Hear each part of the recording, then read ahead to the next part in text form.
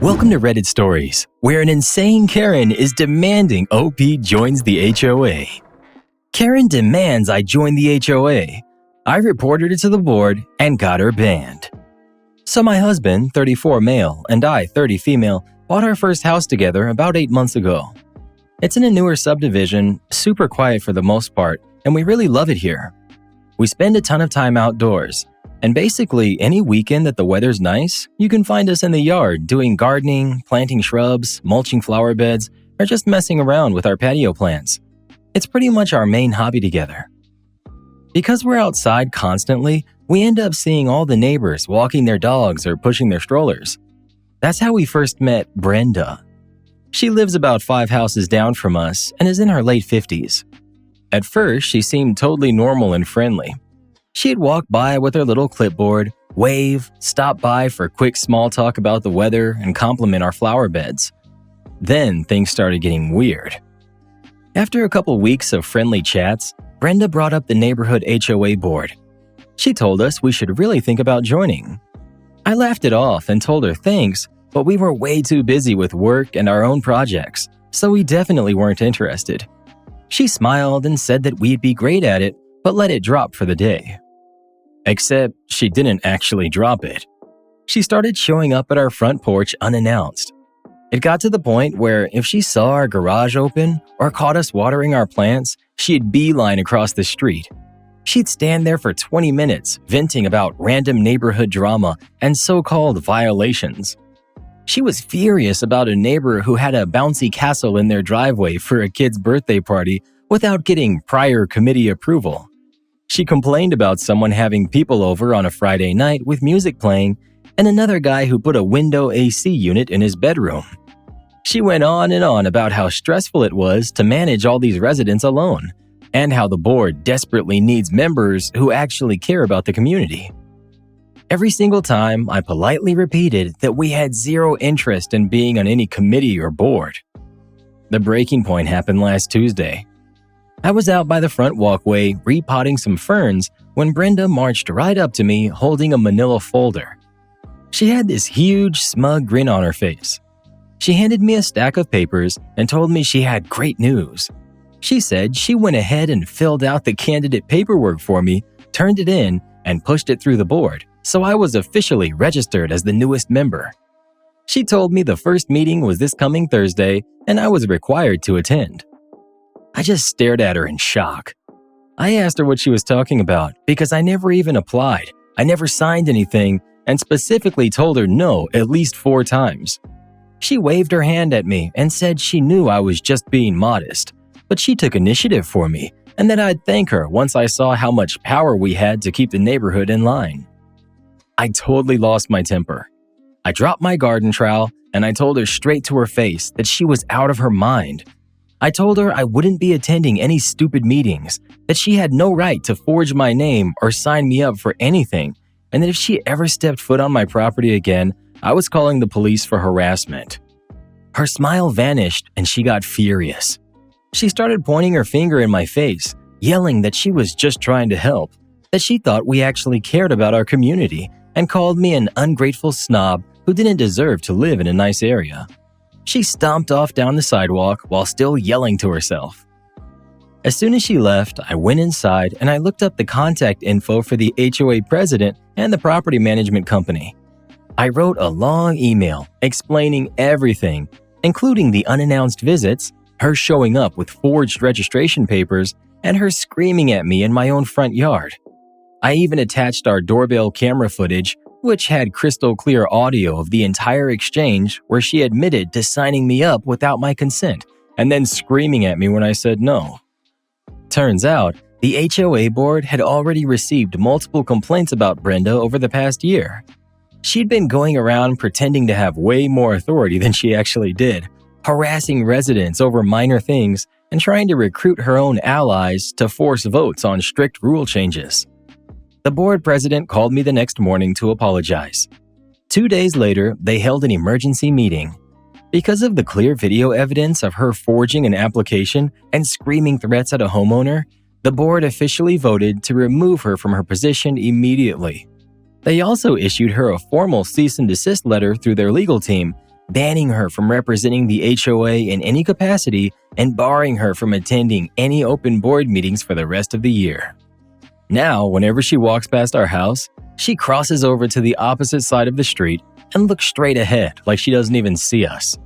Our garden has never been more peaceful. Update 2 months later.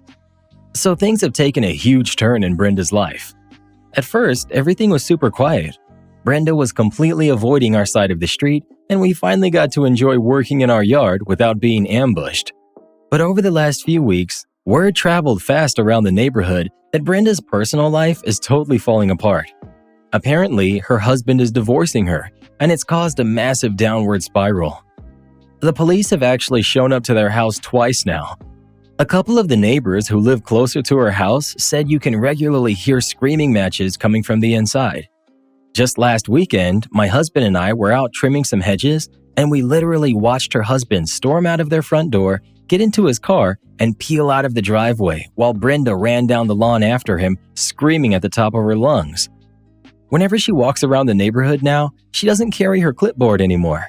She looks like she's been drinking a lot, constantly looking exhausted, messy, and visibly hungover in the middle of the day. It's crazy seeing someone go from being the hyper-controlling neighborhood boss to looking like a total wreck in just 2 months. I've got mixed feelings about the whole thing. A part of me feels bad for her because she's clearly in a horrible place right now and spiraling fast. There's a small part of me that wants to check on her, just as a fellow human being, but then I remember how unhinged and aggressive she was towards me before. She's already proven she isn't stable, so another part of me thinks getting involved at all is just asking for drama. I talked to my husband about it yesterday. He told me he supports whatever I decide to do, and that if I actually really feel the need to go over and check on her, he'd come with me so I wouldn't have to face her alone. But he also reminded me that she made our lives miserable, and we don't owe her anything. What would you guys do in this situation? Would you just stay out of it and let her deal with her own mess, or would you try to reach out? Do not go over there. Seriously, just don't do it. Brenda got exactly what she deserved after treating everyone in the neighborhood like garbage for who knows how long. She brought all of this on herself with her own controlling and toxic behavior, and now the consequences have finally caught up to her. Her marriage falling apart and her drinking habits aren't your problem to solve. You already know she's unhinged, so if you show up at her door trying to play the good neighbor, she's just going to turn around and blame you for all of her misery. People like that don't want real help.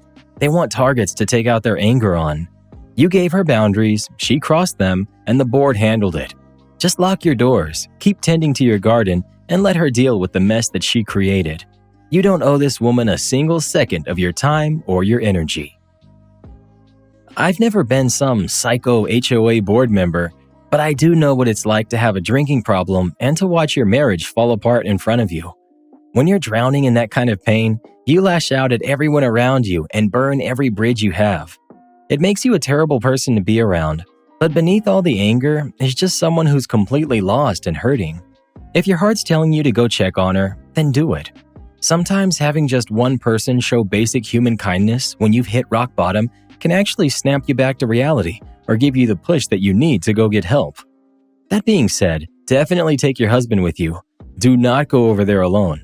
Since she's clearly not in a stable mindset right now, there's a very real chance she might lose it, scream at you, or try to twist things around and accuse you of something crazy. Protect yourself first, keep it short, and just see if she's safe. If she bites your head off, at least you know you tried with a clean conscience. Update 2 weeks later. So, shortly after my last update, Brenda's husband packed up the rest of his things, left, and hasn't returned. After he took off, Brenda vanished from the neighborhood completely. We didn't see her walking her usual loops down our street, not even in the messy, hungover state she'd been in lately. Days went by with zero sign of her, and her blinds stayed shut the whole time. I know a lot of people in the comments told me to just stay out of it, but as more days passed without seeing her, I just got more and more concerned that something really bad might have happened. My husband and I talked it over, and we decided to walk over together just to make sure she was alive. We walked up to her porch and knocked. When Brenda finally opened the door, the strong smell of alcohol hit us immediately. Behind her, the inside of the house looked like a total disaster zone with trash and clutter scattered everywhere. She looked exhausted, had dark circles under her eyes, and just stared at us blankly, asking what we wanted. I told her we were just dropping by to check on her because we hadn't seen her walking around in a while, and we wanted to make sure she was okay. Brenda looked genuinely confused. She just kept asking why on earth we were checking on her. My husband spoke up gently and explained that we knew she was going through a lot right now with everything happening, and we just wanted to check if she was all right. She just stood there, totally baffled, like her brain couldn't even process the situation at all. She just kept repeating, "But why? Why are you here?" That's when I looked her in the eyes and I told her, "Because you matter. Sure, we had our issues before, but that's in the past. It doesn't mean we wish you a miserable life. You're still a human being." Brenda just froze. She stared at me for a few seconds as what I said sank in, and then she just broke down in tears right there in front of us. She started sobbing, choked out that she couldn't talk right now, and gently closed the door. My husband and I walked back home in silence, hoping that small moment of kindness might have given her a tiny bit of hope. The next day, we were out in our front yard tending to the flower beds again. Out of nowhere, we saw Brenda walking down the sidewalk. For the first time in weeks, she wasn't in pajamas or looking unkempt. She was wearing nice clothes, had her hair fixed, and had actually put on makeup. Instead of crossing over to the opposite side of the street like she usually did now, she stayed on our sidewalk, walked right past our front lawn, looked over at us, smiled, and gave a wave before continuing down the road. Seeing that wave was all we needed to know that our visit the day before had made a difference. I don't know if her marriage will ever be fixed or if she'll get the professional help she needs to stay sober and heal, but it feels good knowing that we extended a bit of kindness when she needed it the most, even to someone who probably didn't deserve it on paper. OP, I'm so proud of you for doing that. It takes a ton of maturity and strength to show up for someone who wronged you in the past.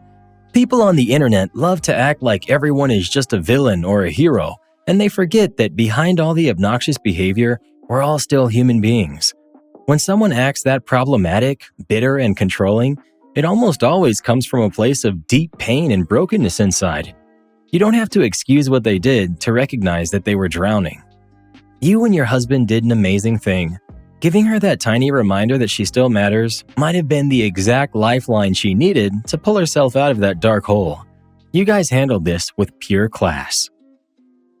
Absolutely love this update. You guys didn't go over there with some hidden motive to get an apology, prove you were the bigger person, or even try to fix her entire life for her. You just saw another human being who was hurting so badly she couldn't even stand up straight. Hardly anyone on earth can resist when they're met with an open heart that asks for nothing back. When you looked past all that ugly behavior and just recognized her pain without attacking her, it completely disarmed her. You offered her a quiet reminder of her worth right when she thought she had none left. And that's the kind of thing that genuinely changes the person from the inside out. It's so easy to write people off as simply villains when they act foolishly. It sure is. But Brenda wasn't just merely the villain. She was a person drowning on the inside, and eventually it all came to a boiling point. And instead of kicking her while she was down, OP just reminded her that she still mattered. That kind of unconditional kindness really does something special to people. It's just so rare these days.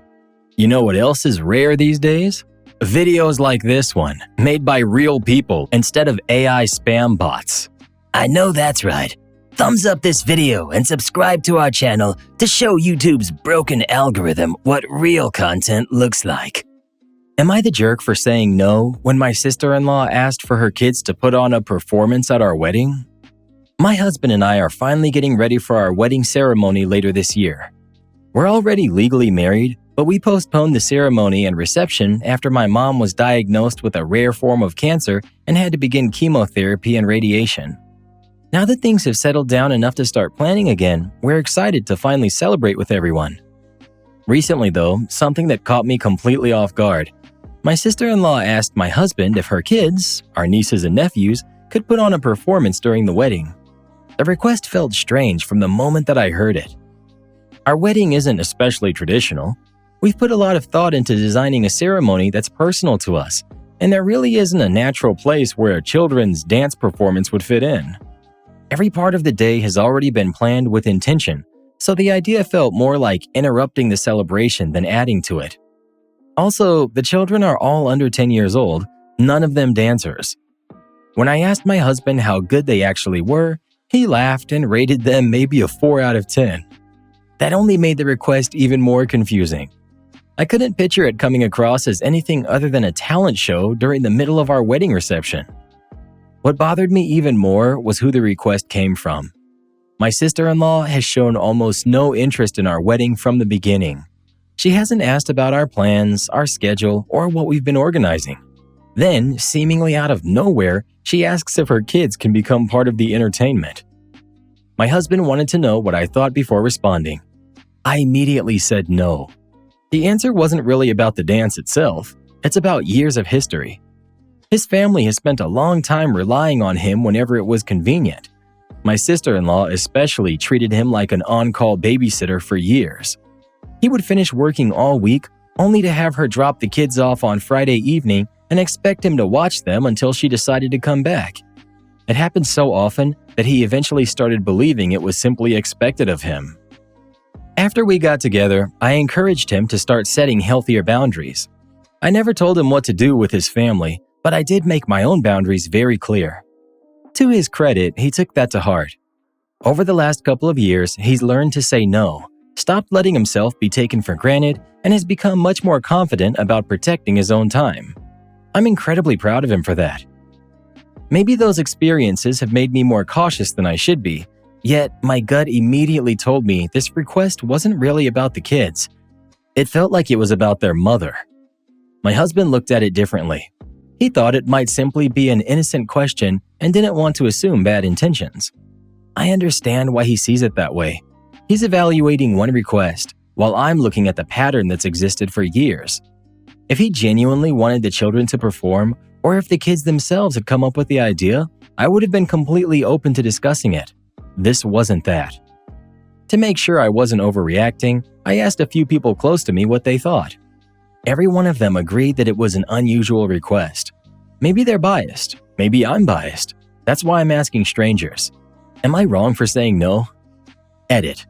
A couple of the You're the Jerk voters have taken to DMs to message me hateful and vile things. To those people, seek help. Therapy works wonders. Anyway, a little more context since several people asked. The performance my sister-in-law wanted was specifically a dance. The problem is, the kids have never shown any real interest in dancing. One of them is painfully shy. The youngest rarely wants to leave her parents' side, and none of them have ever expressed a desire to perform in front of a large crowd. It feels like setting them up for an awkward experience rather than creating a special memory. To again make it clear, I don't dictate my husband's relationship with his family. I simply establish my own boundaries and let him decide his. His family dynamic has been complicated for a long time. Aside from the babysitting situation, he's often been expected to solve everyone else's problems while putting his own needs last. Over the last 2 years, he's intentionally started stepping away from those expectations, and his family hasn't adjusted very well. Someone also suggested finding a compromise. I actually like that idea. We're having a relaxed family gathering the day after the wedding, and if the children genuinely wanted to do a little dance there, I'd happily cheer them on. It just doesn't feel like something that belongs in the middle of our ceremony or reception. My husband plans to talk to his sister himself because, surprisingly enough, he's just as puzzled by the request as I am. I don't think you're wrong for saying no at all. It's perfectly fine for someone to ask a question, and it's perfectly fine for you to decline. What really matters is how your sister-in-law reacts once she hears the answer. If she accepts it gracefully, then maybe it really was just a suggestion. If she gets upset or starts pushing back, that tells you the request was never as innocent as it appeared. The fact that she hasn't shown any interest in the wedding until now makes me wonder whether she's looking for a way to put the spotlight on her own children rather than celebrating you and your husband. Has anyone actually asked the kids what they want? Children under 10 don't usually dream about performing at someone else's wedding. A lot of them would rather play with their cousins than stand in front of a room full of adults trying to remember dance steps. If this idea came entirely from their mother, I'd be a lot more concerned about her motives than about disappointing the children. Your fiancé spent years feeling responsible for everyone else, and it sounds like he's only recently started creating healthy boundaries. Those old family dynamics don't disappear overnight, especially when one person benefits from them. Sometimes the first no is treated like a personal attack because everyone became so accustomed to hearing yes. The good news is that you and your husband seem to be on the same team. Keep communicating, keep supporting each other, and don't let anyone convince you that protecting your wedding somehow makes you selfish. Update 3 months later. A few people have since asked me for an update. Here are the final developments. First, I showed my husband my original post and many of the comments. We ended up reading through them together, and while we didn't agree with every opinion, several people made one excellent point, that before making any decisions, why not ask the kids directly what they wanted? So that's exactly what my husband did. For context, we're already legally married. We delayed our ceremony and reception while my mom underwent treatment for a rare form of cancer, so we had some time before the wedding itself. That gave us an opportunity to handle the situation calmly instead of rushing into it. My husband sat down with all of his nieces and nephews individually and asked them a simple question. Would you like to perform a dance at our wedding? Every single one of them said no. The oldest didn't hesitate at all and immediately said, that would be so cringe. He followed up by asking whether any of them had suggested the idea to their mom or wanted to perform in any way. Once again, every answer was no. That settled it. The request had never come from the children, and once he knew that, my husband felt completely comfortable declining. A few days later, he happened to be driving somewhere with his sister, so he decided it was as good a time as any to bring it up privately. He simply said, "About the dance, we've decided not to do that." At first, she asked why, and he calmly replied that he just didn't think it fit the wedding. That's when everything exploded. She immediately started raising her voice and demanding an explanation. Within seconds, she was frothing at the mouth, accusing him of not loving her or her children anymore. My husband asked why she would think something like that, and her answer had nothing to do with dancing. Instead, she complained that he no longer babysat for her whenever she wanted, and that his boundaries were making her life more difficult. Wow, I know. That really put everything into perspective. He reminded her that for years he had rearranged his own life to accommodate hers. Working all week only to become her weekend babysitter wasn't exactly fair to him either. He loved his nieces and nephews, but they weren't his responsibility. She didn't like hearing that. Instead of calming down, she accused him of being selfish for refusing to let the children perform. Then she shouted something at him that almost made him laugh. "Not everything is about you." On our wedding day, no less. He later told me he could hardly believe those words had actually come out of her mouth. The accusations kept coming. She claimed he was choosing me over her children, and he finally responded with something so obvious it shouldn't have needed saying. "You're comparing my wife to my nieces and nephews." He also pointed out that he had already spoken to the children and none of them wanted to perform in the first place. The only person still insisting on the idea was her. That only made her angrier. She started yelling that he was ruining her life, that he was a terrible brother and uncle, and that he had changed. Rather than argue, he simply asked her to pull the car over. She did. He got out, ordered an Uber, and left. The conversation was over. Later that day, he spoke with his parents, hoping they would at least understand why he had walked away. Instead, they encouraged him to make peace because his sister was just like that. For the first time, he refused. He simply said no and walked away again. When he came home and told me everything, I couldn't believe how quickly such a small request had turned into a complete meltdown. That was also the moment my husband admitted something to me. He finally understood why I'd been so uncomfortable from the very beginning. This had never been an innocent request. Eventually, his sister stopped ignoring us and started acting as though nothing had happened. We responded politely without getting drawn into unnecessary conversations. Our wedding finally arrived, and it was everything we had hoped for. His other sister couldn't stop complimenting the ceremony and reception.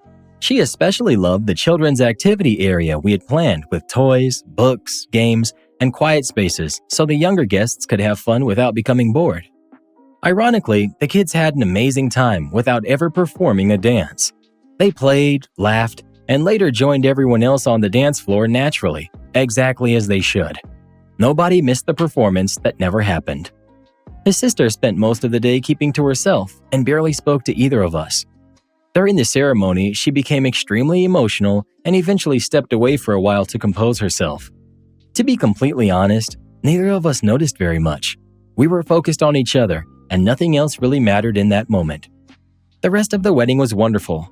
My father-in-law quietly pulled me aside during the reception and told me he could see how happy his son was, and that's all he had ever wanted for him. That meant a lot to me. Since then, we've decided to keep our relationship with my husband's sister very limited. We aren't interested in fighting or arguing, we're simply protecting our peace. At the same time, we don't want his nieces and nephews caught in the middle. They're wonderful kids, and none of this was ever their fault. We'll continue loving them while keeping healthy boundaries with the adults. Looking back, I'm glad we trusted our instincts. The dance was never about making our wedding more special. It was about someone else trying to make it about themselves. This update completely changed my opinion. Originally, I thought maybe your sister-in-law just had an unusual idea for the wedding. The moment your husband asked the kids directly and every single one of them said no, that whole thing fell apart. That proves the performance was never for the kids at all. Your husband handled this exactly right. He stayed calm, gathered the facts first, and refused to argue once the conversation became unreasonable. The line that really stood out to me was when she complained that he doesn't babysit anymore. That tells me the dance was only the symptom. The real issue is that she's upset she can't control your husband the way she used to. Once people become accustomed to someone always saying yes, even a reasonable boundary can feel like a personal attack. Your wedding was just simply the latest battleground. I love that the ending focused on the kids instead of the drama. They didn't want to perform, they still got to enjoy the wedding, and they played, danced, and had fun exactly the way that they should have. That's probably the happiest ending they could have had. Congratulations on your wedding, and congratulations to both of you for learning that saying no doesn't make you selfish. Sometimes it simply means you're finally respecting yourselves. Imagine planning a surprise dance for someone else's wedding without asking the dancers first. Yeah, aren't the weddings supposed to be about the bride and the groom? Apparently, not everyone got that memo. Am I the jerk for bringing Tupperware to a restaurant? I think I need a few strangers on the internet to settle a disagreement for me, because the more I think about it, the less sure I am whether I accidentally committed some huge social faux pas or whether my friends simply overreacted. A few weeks ago, a friend and I decided to grab dinner at one of our favorite local burger places. I've eaten there several times before, and they don't exactly believe in small portions. Their burgers are huge, the sides are generous, and I almost always end up taking food home. The restaurant does offer takeout containers, but where I live in Central Europe, they're usually an extra charge, and the flimsy cardboard ones have leaked into my bag more than once. Knowing all that, I decided to toss one of my own reusable containers into my purse before leaving the house. It seemed like the practical thing to do. Dinner was great. We ordered burgers, I added a side of wedges, and we spent most of the meal chatting and catching up. By the time I was halfway through my burger and had only eaten about a third of the wedges, I realized I was comfortably full. I also had my eye on dessert, and I've been making a conscious effort not to overeat when I don't need to. Saving the rest for tomorrow's lunch sounded like a much better plan than forcing myself to finish everything just because it was sitting in front of me. When dessert arrived, I pulled my container out of my bag, packed up my leftovers, snapped the lid shut, and tucked it away again. In my mind, it was a triple win. I avoided wasting perfectly good food, skipped paying for a disposable takeout box, and guaranteed myself lunch the next day. I felt rather clever, actually. The only odd thing was that my friend suddenly became unusually quiet. That didn't immediately strike me as strange, since she's often a little quieter after eating. So we finished dessert, paid separately for our meals, and headed outside. The moment we stepped onto the sidewalk, she turned to me and was like, "Oh my gosh, that was so embarrassing." I just stared at her. She explained that she felt awkward the entire time I was packing my leftovers. She said people were looking at us, and it wasn't something people normally did. She wished I hadn't brought my own container into a restaurant. I tried explaining my reasoning. I wasn't taking extra food.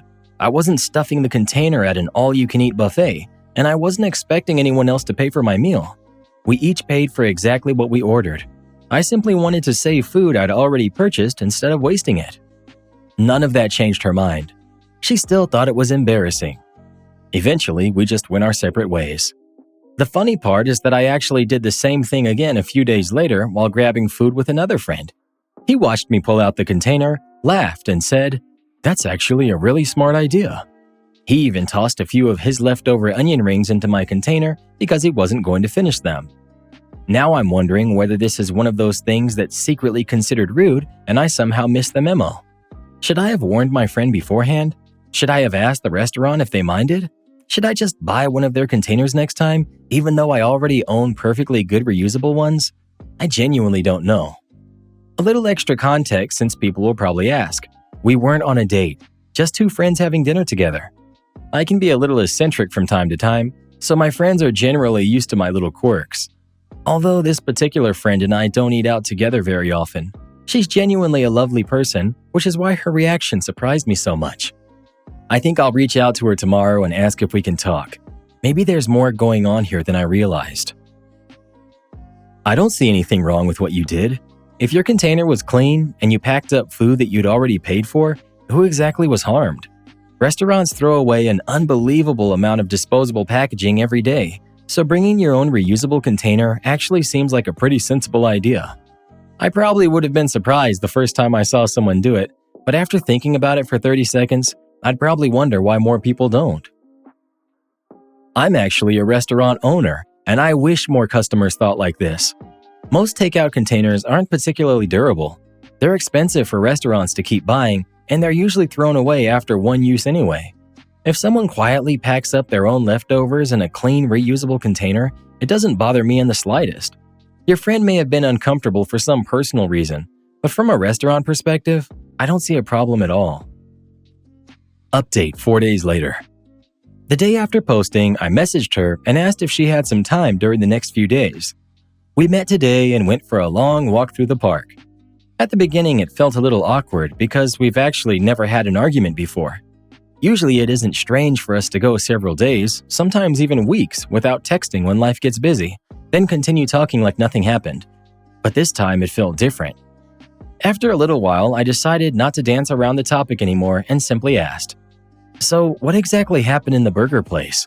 Why did the Tupperware upset you so much?" The moment I asked, everything came pouring out. She apologized immediately and kept apologizing because she was worried I might still be angry with her. Once she calmed down, she explained what had really happened. It turns out it wasn't really about me at all. It was her aunt. Apparently, every family gathering includes the aunt arriving with several food containers. Taking leftovers home after everyone has finished eating isn't the problem. The problem is that she never waits. Sometimes she starts filling her boxes before all the food is even back in the kitchen. Their grandmother noticed this years ago and started cooking more food, hoping everyone would still get enough. Instead, the aunt simply began bringing even more containers. She also does this in restaurants. If everyone orders different meals and agrees to let each other try a little from every plate, she'll suddenly say, "Nobody wants this anymore, right?" and starts packing food away while people are still eating. My friend is a slow eater, so many times she never even got to taste everything she wanted before her aunt had already packed it up. I've wanted to use the word flabbergasted in a post for a very long time, and I think this was finally the right moment. I was completely flabbergasted. I asked why nobody in the family had ever stopped her, and my friend just sighed. Apparently, they've tried many times over the years, but every conversation turns into a huge argument. Eventually, everyone became so exhausted that they simply stopped fighting about it because it was easier than dealing with her outbreaks. Everything suddenly made sense. She told me she knew perfectly well that I was only packing my own food and wasn't taking anything from anybody else. Still, seeing the container instantly reminded her of all those family dinners. She wasn't really reacting to me. She was reacting to years of memories she hadn't even realized were still bothering her. After hearing all of that, I completely understood where she was coming from. I apologized for surprising her and told her that I could always give her a little warning before pulling out my container next time. She immediately said no. She actually thought seeing me do it again would help separate my perfectly reasonable habit from what her aunt does, since they're really nothing alike. We spent the rest of our walk talking about completely different things, and by the time we said goodbye, everything felt normal again. I'm really glad we talked instead of letting something so small damage our friendship. In the end, nobody was really wrong. I wanted to reduce waste, save money, and have lunch for the next day. She had an unexpected emotional reaction connected to someone else entirely. One honest conversation solved the whole misunderstanding. Thank you again for all of your advice. Have a wonderful day and a lovely week. This might be one of the healthiest updates I've seen in a long time. The original story made it seem like your friend was judging you over something harmless, but it turns out she was reacting to an old family experience she never expected to resurface. Once the two of you actually talked, the misunderstanding disappeared almost immediately. It's refreshing to see adults communicate instead of letting a small disagreement end a friendship. The real villain here is the aunt. Packing away food before everyone has even had a chance to eat it is incredibly inconsiderate, whether it's at a family gathering or a restaurant. No wonder your friend had such a strong reaction after growing up around that behavior. I'm just glad she recognized the difference once you talked it through. Bringing a container to a restaurant? That's either genius or a social experiment. I call it planning ahead, Reddit boy. Yeah, personally, I hate wasting good food. Food's too expensive to throw away. Agreed. Leftovers are just meal prep with good timing. Future you is already saying, thanks for lunch. Am I the jerk for telling my wife that she needs to pay me back for the brisket I bought since she made a mistake? My wife is extremely picky about what meat she eats. She usually will only eat chicken and fish. Red meat she refuses to eat or cook, which is fine. Tomorrow is the 4th of July, and my family is having a barbecue. I volunteer to take the brisket.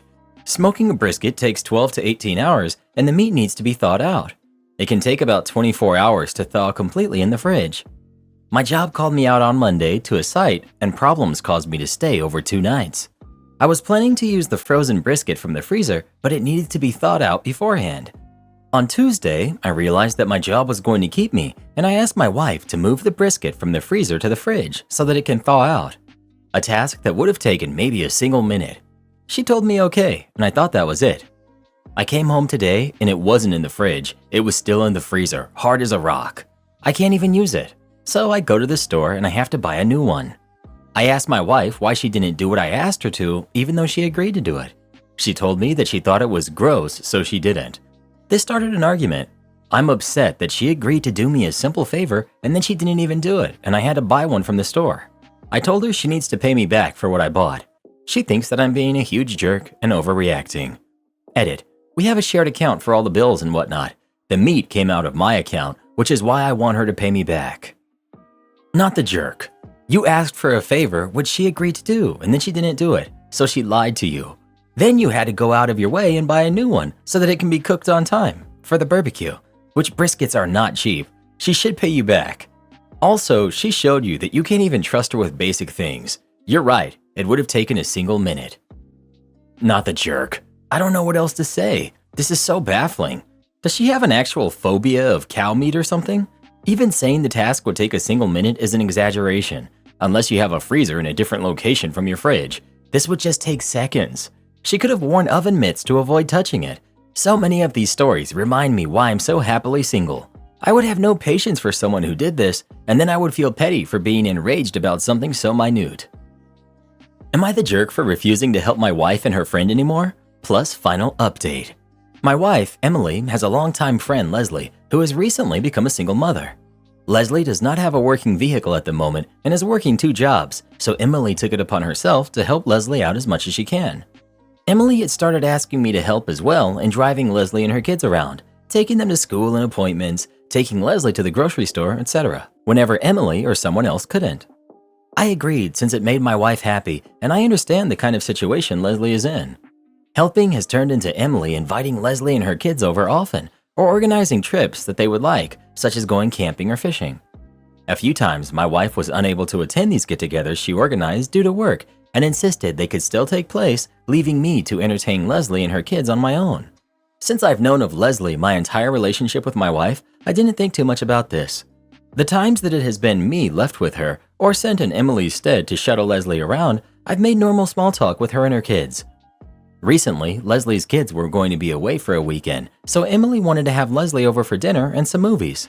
She asked me to text Leslie to ask her over, and when I did, Leslie replied with, "Just as friends, right? I'm not interested in being anyone's girlfriend." I thought that response was out of left field, so I asked her why she'd even say that, and her response was pretty much, "No guy would be asking me and my kids how we're doing or helping me out unless he wanted something in return." I told Leslie it wasn't anything like that, and then I showed my wife the conversation and then informed her that I would be stepping back from helping her with anything involving Leslie and to leave me out of any future plans. I also offered to show her the rest of my phone and anything else. Emily believed me, but she still talked to Leslie about it to see what had given her that impression, and accordingly, she gave Emily the same answer. A few days later, Leslie apologized to Emily and told her that her emotions and mind were just all over the place because of a down day. That's fine, but I'm still not willing to help her or my wife out anymore because I don't want any repeats or accusations hurled at me when I was just helping as my wife asked. Emily thinks I'm overreacting and should just brush it off because it was just a silly miscommunication that she had on a bad day. Am I the jerk? Additional info. The text I sent Leslie about the night was, "Emily wants to know if you'd like to come over for dinner and some movies on Saturday." That's why her response was so out of left field.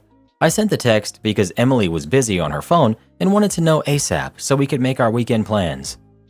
Edit. Thanks for the comments and the different perspectives. I'll talk to Emily tonight when we get home about the overhelping and what to do going forward. Leslie knows that we're completely monogamous, and while I will be bringing up concerns she's helping too much, this level of help between the two of them has been present for as long as I've known my wife. Not the jerk, but why is your wife so suddenly attached to this woman? If I were Leslie, I'd be wondering more if your wife wants a girlfriend more than you. OP, they've always been attached at the hip. When my wife had surgery for carpal tunnel, Leslie kept showing up even when I was home to take care of Emily in the house. Add in that my own sister is similar with some of her close friends, I never found their relationship strange. Info. How long have you and your wife been acting as Leslie's chauffeurs and doing everything for her? What is Leslie's plan to get her own life back together? OP. It's been about 4 months. Leslie's trying to save up to get a new used car or her current one fixed, as well as looking for a cheaper place to live. Not the jerk, but only because Leslie didn't apologize, and I don't think you're in the wrong for not helping her anymore. This is kind of a weird situation. Like if my friend asks to go fishing with me and my kids, then sends her boyfriend or her fiance or husband in her place, that's pretty weird. If it was just an errand, that's one thing, but a whole trip, that's just weird.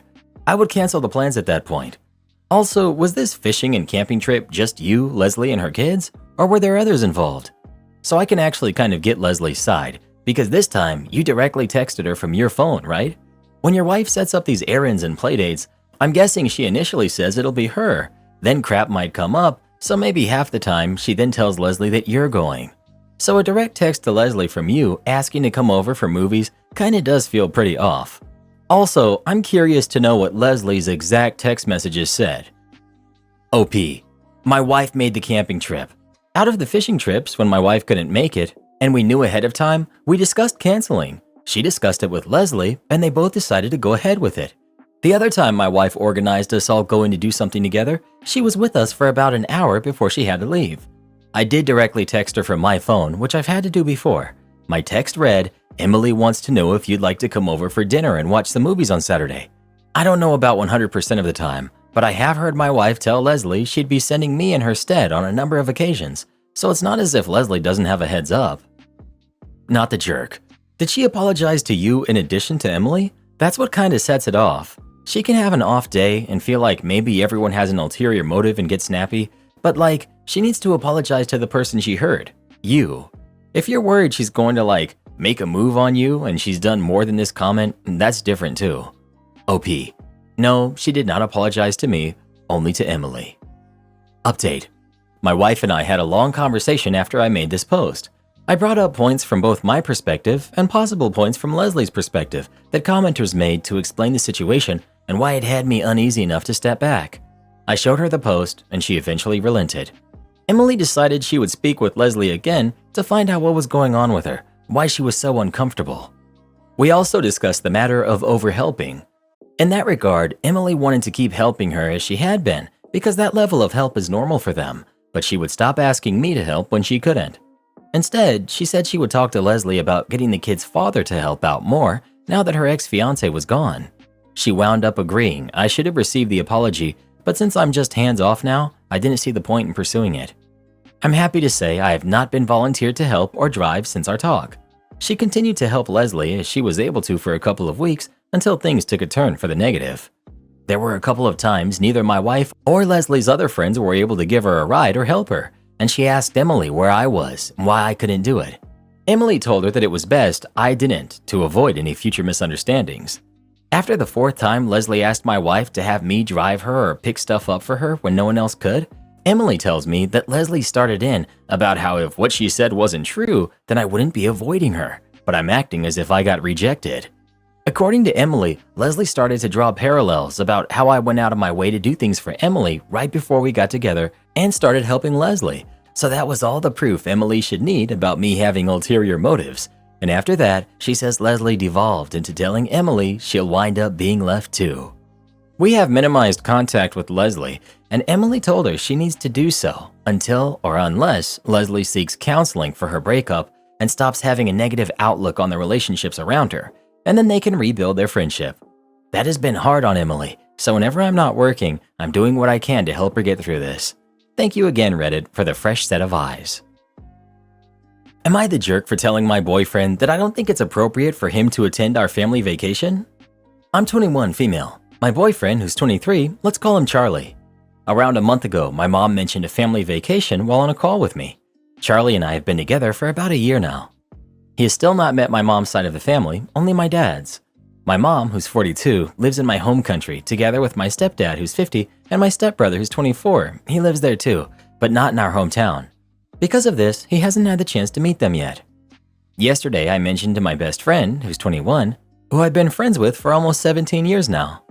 I was on the phone with her. She's still in the city we grew up in and goes to university there. Because of that, she often sees my parents. My mom invited her, like any other vacation, and this time she decided to come along. The trip is fully paid for by my stepdad and my mom. My stepbrother will be bringing his fiancée also, who's 21. Charlie was in the room while I was on the call and asked me what he should pack. I looked at him confused and asked if he's going somewhere. He said that he needs to know what to pack for the trip. I laughed and thought he was joking since I never said he was coming with me. When I realized he was serious, I set him down and I told him that he isn't going to be able to come on this trip and there was no reservation for him. Plus, it will be very inappropriate to invite him over, knowing that this is a family trip and it'll make a bad impression, like he's trying to go along just because it's going to be free. They've never met him and there aren't any rooms left. He doesn't have a passport and other reasons that I tried to explain. He flipped out on me, calling me names, saying that I'm probably cheating on him and that's why he's not invited. I tried explaining, but he left the apartment. He hasn't returned since yesterday, and at 4 a.m. I have to leave for the airport. I'm worried sick. I've called many times and texted, but he's not responding. So, am I the jerk? Update. When I was leaving from the apartment 4 days ago, I left a key with my neighbor. Yesterday, she called me to inform me that my boyfriend's stuff is missing, and my writing studio and my manga collection are destroyed. Some of my savings are stolen, and yesterday he tried to empty my bank account, but he failed miserably. $5,000 are apparently missing from the drawer of my nightstand, and boyfriend is nowhere to be found. Lucky me, my stepbrother's fiance's mother is a lawyer. Mom's side of the family are trying to calm me down and get me away from the situation as much as possible. I thought this was a minor problem in the beginning, but here we are. Dad's side of the family is telling me to drop the charges and that I'm overreacting. Yes, I did place charges. I'll have to deal with it further when I get back, but police are already on the hunt for him. Malicious compliance with the law. This is a story from my first job as a paperboy at 13. Even at a young age, I was always a bit of a nightmare to manage. As soon as there was any show of an unfair treatment, I've always made it my mission to know all the regulations and work only within them. If an employer shows no flexibility to me, they sure as heck aren't getting any back from me. Onto the story. It was a great first job. My round started just around the corner from my house and a small loop left, my last delivery 3 doors down from my home. There were usually no complaints about time. I used to show up just after 7 to pack my bags and the papers were delivered by 7:45, even on the busiest day. We had a new manager start at the shop, and apparently there were some people complaining that their papers were not delivered early enough. We were told we had to be in the shop by 6:30 going forwards. In the UK, there are regulations on when a kid is allowed to work, and given this new change and how it was a deterrent to my life, I started to research to see if anything could be done. I found out two things. Firstly, minors couldn't work before 7 a.m., and secondly, you could not deduct money from wages for mistakes, something that was happening regularly every time there was a customer complaint. Armed with this information, I told the manager what he was proposing and his current way of running the deliveries was illegal, and he needed to come up with a better plan. I'm not sure he liked being told this by me when I was 13, so he fired me immediately. The newsagent in question was a national chain, so I wrote to their head office detailing the situation and what I intended to do next. I stated that they were not following labor laws and I would report to the relevant agency. I pointed out that it wasn't a great look that when this was brought to their attention, I was fired and nothing changed. I stated that I intended to raise a legal claim for unfair dismissal based on the nature of my dismissal. I also gave them notice of my intent to go to the press to see if they felt there was a story to a national brand ignoring labor laws and dismissing someone who brought that to their attention. I asked for a response in 30 days or I would start to make the appropriate arrangements. Well, it took 2 weeks before I was asked to come into a meeting with my ex-branch manager and his boss. I took my dad as a witness, but he encouraged me to lead the meeting. There was some backpedaling. They stated they had made changes. We were now expected in at 6:45 to do the sorting before going on our deliveries at 7. They had given everyone a pay raise and a bonus, which would be paid weekly if no mistakes were made. They offered me my job back. I refused. I told them while the pay situation seemed fair, they were still asking people to come in before 7 a.m., and this was against the law. I stated if they didn't want me to take this further, they needed us to be there at 7 a.m. and they could get our bags ready for delivery, or we could be there at 7 and be out for delivery at 7:15. The choice was theirs, but their interpretation of the law was wrong, and I wouldn't back down on my actions unless changes were made. They agreed to my points and then offered me my job back, but there was a confidentiality clause. I stated I was not comfortable with this, and I told them that if they were trying to buy my silence from approaching the press, there would be a cost attached to it. In the end, I got my job back, a 20% raise for everyone working the same job, and a weekly bonus on top, a strict 7 a.m. start time, and to top it all off, £500 to sign the confidentiality clause.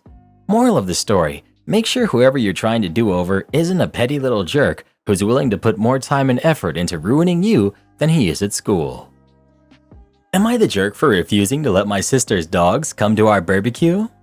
I, 33 female, am hosting a barbecue for my and my husband's families. It's our first summer living in this house. We have a large fenced-in backyard, and we've been looking forward to being able to host things like this. We invited both our families and spent a lot of time and money into planning, getting food, etc. My sister, 35 female, texted me this morning saying how excited her babies were to see our new yard and to see the family. By her babies, she means her 4 dogs. All of them are medium to large, all of them jump on people, all of them will steal food, and she has a habit of never cleaning up after them. It would be bad enough that her dogs are poorly trained, but I use mobility aids, and her dogs could very easily knock me down. I purposely don't go to her house for that reason. I informed her that the dogs were not welcome, citing mostly that they're a fall risk for me, despite there being a multitude of reasons I don't want them here. She called me a jerk, said I shouldn't have called it a family barbecue if all of her family wasn't invited too, that I should have told her from the get-go that her dogs weren't welcome. They were never allowed at our previous apartment either, which she knew, so I didn't think to tell her they couldn't come to our new house. That I shouldn't allow my nieces and nephews over because they also could knock me down, as could our son, he's 7, and went off on me. Now my parents are calling me, trying to get me to compromise and allow her to bring the dogs because the yard is big enough, the dogs shouldn't bother you, and that they'll help manage them. Between both of our families, there will be over 20 people here. I don't want to add the chaos of her dogs. They think I'm being harsh and that I should look at it from my sister's point of view, that almost all of the siblings from both my husband and my side have kids, and the dogs are like her kids. Am I the jerk for still refusing to let the dogs come? Update. The barbecue was wonderful. We're headed out to see fireworks right now. Sister did come to the barbecue, but she did not bring her dogs. She opted instead to throw passive-aggressive comments around the entire time she was here. Upon coming to the deck and seeing the backyard, it was immediately, Oh, the babies would have loved being able to play back here. When I mentioned to my husband how sweet it was to see our kid playing with all of his cousins in the yard, she mumbled, "Not all of his cousins." I didn't let her comments get the reaction out of me that she wanted. She stayed for less than an hour because she couldn't leave the dogs home alone for too long, and she couldn't find a dog sitter last minute. I did tell her I was sorry she couldn't stay and to make herself a plate to go. My husband caught her trying to take an extra rack of ribs, multiple steaks, and way too much meat for one person. When he stopped her, she got loud, saying, "You guys said my babies couldn't come, so the least you could do is feed them." He shut that down quickly, stating that we didn't buy and make all this food for her dogs. She stormed out after that. My parents didn't apologize, but they also didn't defend her behavior or say that I should have just given in. They just pretended like nothing happened, and they didn't try to pressure me to give in earlier. So aside from about 40 minutes, it was great. I did tell my brother about the texts and everything from earlier, and he was fully supportive. He can't stand her dogs. He did make the joke, "Why do you think I never host family stuff?"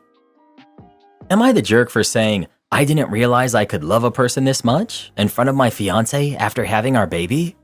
I gave birth a few weeks ago to our daughter. As I held her for the first time and looked into her eyes, I said, I didn't realize I could love a person this much, and I cried. She's perfect and beautiful. My mom looked at me and said that feeling never goes away, which made us both ugly cry. It was a really special moment. My fiance was quiet, but he smiled. But later he privately said that he was hurt. He said he loved us both the same, and me saying that made it seem like I loved our daughter more than him. I just gave him a, "Are you serious?" look, and he dropped it. But yesterday, he brought it up again. I told him that honestly, yes, I love and cherish our daughter and have never experienced this kind of love for another human being. He said most normal people would agree with him that that's a hurtful comment and would take offense to it due to the implication. Am I the jerk? Update. So I had a heart-to-heart with my fiance, and we came to a few conclusions together. It went very well.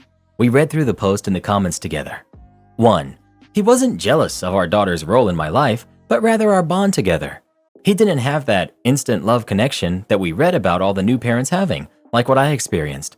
I didn't realize this was actually very normal for new dads, and new moms too. Thanks for educating me. We're the first in our social circle to have kids, so we didn't have a lot of IRL people to inquire about it. His perspective is, I love this human being we made, but I don't know her, while I was thunderstruck.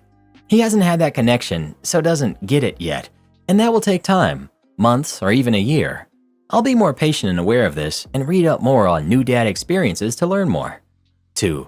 He also agrees he not only could have expressed that better, but also choose better timing. Voicing it to me after a 14-hour labor, and then again when I'm exhausted and grumpy with achy body is probably not the best time. He also agrees marriage counseling would be good just because. We are both opinionated, logical thinking engineers who, at the same time, love each other deeply. We could use better mediation than Reddit. No offense, guys. He was not furious about me writing this Reddit post. We laughed at the comments telling me to break up with him, but we also really enjoyed reading the experiences of new parents. It helped us both feel validated and sane and see each other's perspectives better. Not the jerk. Actually, most normal people would not agree with him, as you can see by the replies. There seems to be a lot of jealousy involved. My love for my kids is unconditional. My love for my partner is not, and I'm sure it's the same for him. Not the jerk. This. No matter how much I love my partner, there are some things that would make me have to walk away, but I would never walk away from my kids. Not the jerk. I'm quite certain I'm number 5 to my wife, maybe number 6. There's 3 kids ahead of me, our dog, and then me. She has a twin sister, so there's a good chance that I'd come after her as well. Actually, yeah, I do. Okay, so I'm number 6. Guess what? I don't give a hoot. It's all love. There are different kinds of love as well. Your future husband is insecure and in a really weird way. Sad, really. Put your foot down and squash that crap. He's acting pathetic. He needs to grow up. Do not cater to that behavior. It's gross. You're the jerk. This is why most marriages fail. You're supposed to love your partner first and foremost above all else. Your love for them is part of the love you have for your family you create together. But this mindset that so many seem to have of, my kids are more important than my spouse, is why families break apart. You don't respect or love your spouse the way you're supposed to. You can't put your spouse in second place now that there's a baby. You can't just disregard them like that. He made a mistake having a kid with you, but I guess as long as he's willing to accept that he as your husband will never be the top priority in your life, it might work out. He might as well have married a single mom. Not the jerk. I've been with my husband for 40 years, and to this day, I love my 2 adult daughters more than my husband. He knows it and is okay with it. It's a different kind of love. It's endless, selfless, without conditions. It's to the soul kind of love. Your husband needs therapy to get over being jealous of his own baby. It's not her job to help him process those feelings. He can get a therapist for that, or read a self-help book. She has enough on her own mind right now without being burdened with being her boyfriend's therapist. My mother-in-law wants me to change the name of my business, which is my maiden name, to their surname. I, 34 female, am a cosmetic surgeon and I've opened my own practice last year. It's been doing very well and I'm doing the planning now to open another branch in a neighboring state, which is my in-laws state. My husband comes from a well-to-do family. Grandfather was wealthy, whereas my parents were immigrants and they had to get their masters here again while already having a PhD from my home country. I barely saw my parents growing up so that they could house us and feed us. My practice has both my mom and my dad's last names. My husband is a great guy, and his family is very nice, but they value different things and have weird priorities. I wanted a small wedding in the US because I had another reception in my parents' home country. Mother-in-law offered to pay for a larger wedding so that they could invite more of their friends, but I stuck to the 50 people limit, which is a lot because I just wanted 30 in the beginning. Because I wanted people that my husband and I both knew and loved to be there. I didn't want my mother-in-law's stylist, her business partner, or their family lawyer to attend. She eventually complied and kept meddling occasionally from then on. I never changed my last name, but would unofficially be referred to as Mrs. Husband's last name. At work, I still use my name to not confuse my staff and patients, but also to honor my dad for everything he has done all my life. Now that I'm opening another practice, mother-in-law wants me to use the family name as the brand. I told her it would create confusion and people might not know it was mine. I built a lot of trust, patronage, and recognition using my brand, so I don't want to keep correcting people and to start from the bottom in a sense.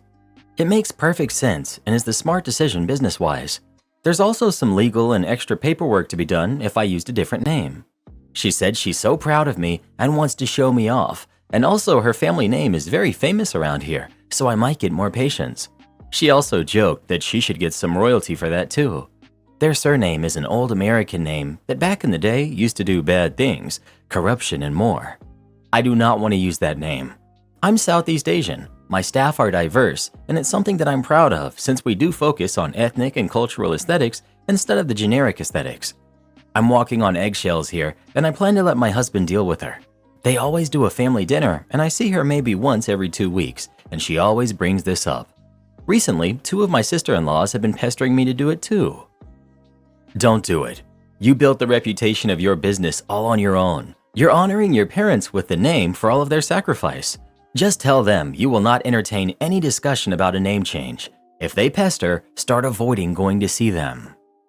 If you're trying to keep things from getting emotionally intense, I'd suggest repeating that it's a business decision and that your existing branding isn't just well known, it's known for a specific market niche. People already try to find you and you want that to be easy. Am I the jerk because I don't want to take my stepson, who's 9, on vacation? Plus final update. My husband, who's 39, and I have been married for 5 years. We have 2 kids of our own, both girls, ages 5 and 2. I also have a son who's 10 from a previous marriage, but I was widowed.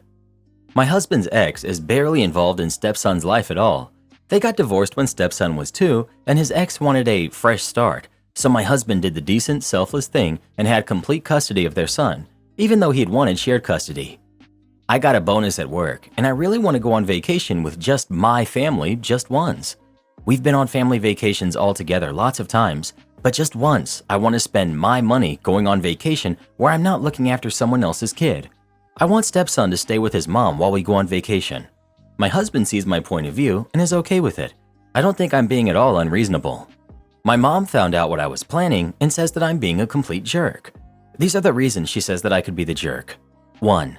My mom says that if stepson's mom isn't properly in his life, I should be even more involved in his life to compensate. I think this is a completely unfair expectation. 2. She also says that I'm being a hypocrite taking my son, but I think that's totally different because my son doesn't have another parent. I'm all he's got. If stepson's mom won't take him just for once, then obviously he'll come on vacation with us. But I don't think I'm the jerk to ask if I can have a vacation with my own family just this time. It's not like I hate my stepson or anything. He's a nice kid, he's just not mine. Am I the jerk? If my math is right, you and your husband got married when your stepson was 4. What kind of a relationship does stepson have with you versus his biological mom? OP.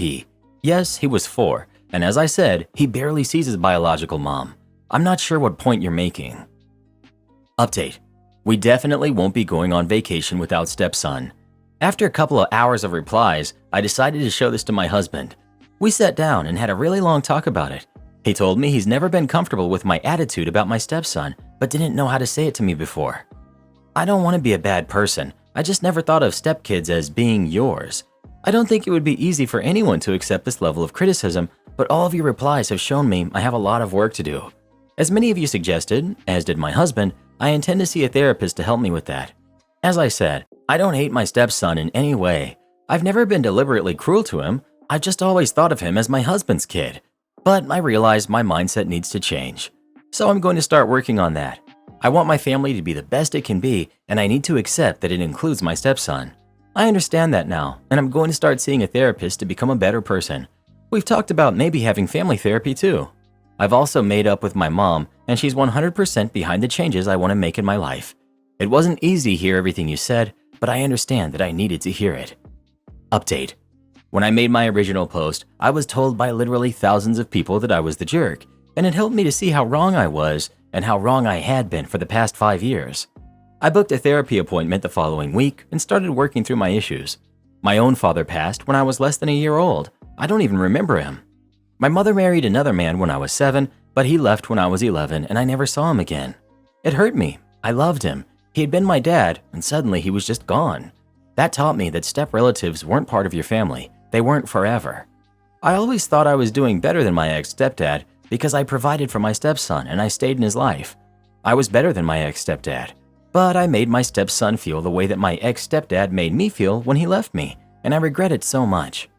A little while after I started therapy, we started family therapy too. The therapist helped me explain to my stepson the way that I felt about step relatives and why I'd always behaved the way I did. He cried and said he was afraid that I just didn't like him, and we had the first proper talk we've ever had. I told him that wasn't true, and I had just been a bad step-parent like my ex-stepdad had been to me. My relationship with my stepson is so much better now. We spend time together, just the two of us, and except for this post, I never call him or think of him as my stepson. He's my son. I accept that now, that he'll always be my son, that unlike my ex-stepdad, he's forever. Even if something happens between me and his dad, he'll still be my son. Most of all, he always called me by my first name. But last Thanksgiving, he asked to start calling me Mom. It made me so happy. I told him that I loved him, and he said he loved me too. Since then, he always just calls me Mom. A lot of people also talked about the way my husband needs to improve, to be more assertive and protective of his kids. He knows that. It's very easy to see the problems when they're presented to you all at once in a Reddit post, but when things happen day to day, it's a lot harder to realize how issues are building up. But he's working hard, like we both are, to try to make our family the happiest it can be. We both know we still have to keep working at this. I'm still in therapy and we're still having family therapy, but I'm grateful to work at it. I'm grateful to have all of my kids. It's very hard for me to write this, to think about the way things were before I started therapy. It makes me cry every time I think about it. But I want to thank you, Reddit.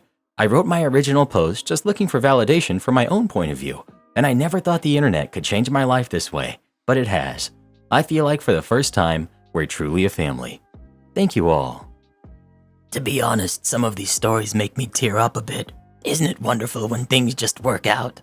It sure is. And other stories make us want to see the world end. Don't worry, Reddit boy. We'll get that comment someday. Am I the jerk for telling my husband that his mom deserves nothing if something were to happen to him?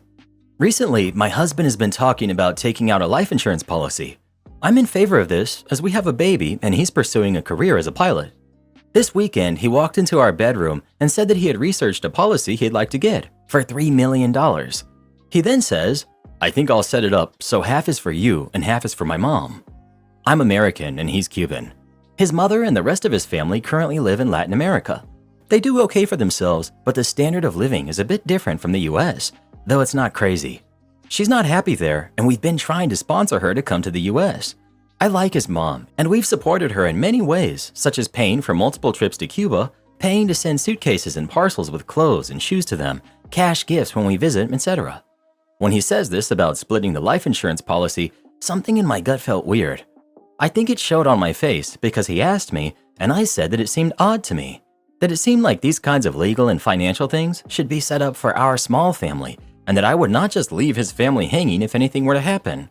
He was defensive, asking why I didn't want his mom to get anything. I wasn't saying that, but I didn't really have words to explain what I was feeling.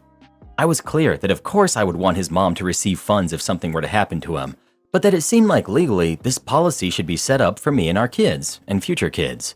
Round and round we went. My logic. Say he passes in an accident in 20 years. We have 3 kids. His mom is still alive and pushing 80.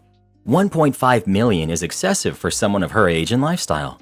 For this example, it gets split evenly between the 3 kids. A lot of money, but obviously you can't do as much with $500K as you can with 1.5 million. I think it's logical to say that cost of life and living for an elderly woman versus a young family of 4 is very different, and that different quantities of money should be allocated because of this. Also, I want to be part of this decision.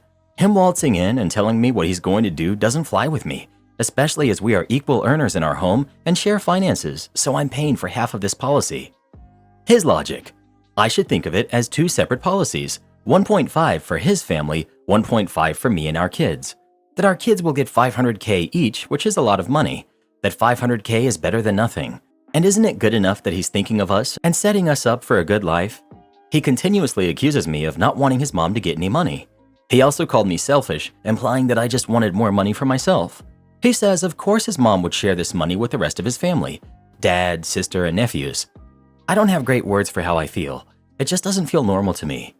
Am I the jerk? Not the jerk. Typically, a life insurance policy is intended to cover the losses associated with someone's passing. That includes costs of burial, etc., but also the lost income of the person passing. Your first step should be to calculate the financial impact of your husband passing. How much money would he earn over the remainder of his career? How would the loss of that income impact your ability to pay the mortgage, or your kids' ability to go to college?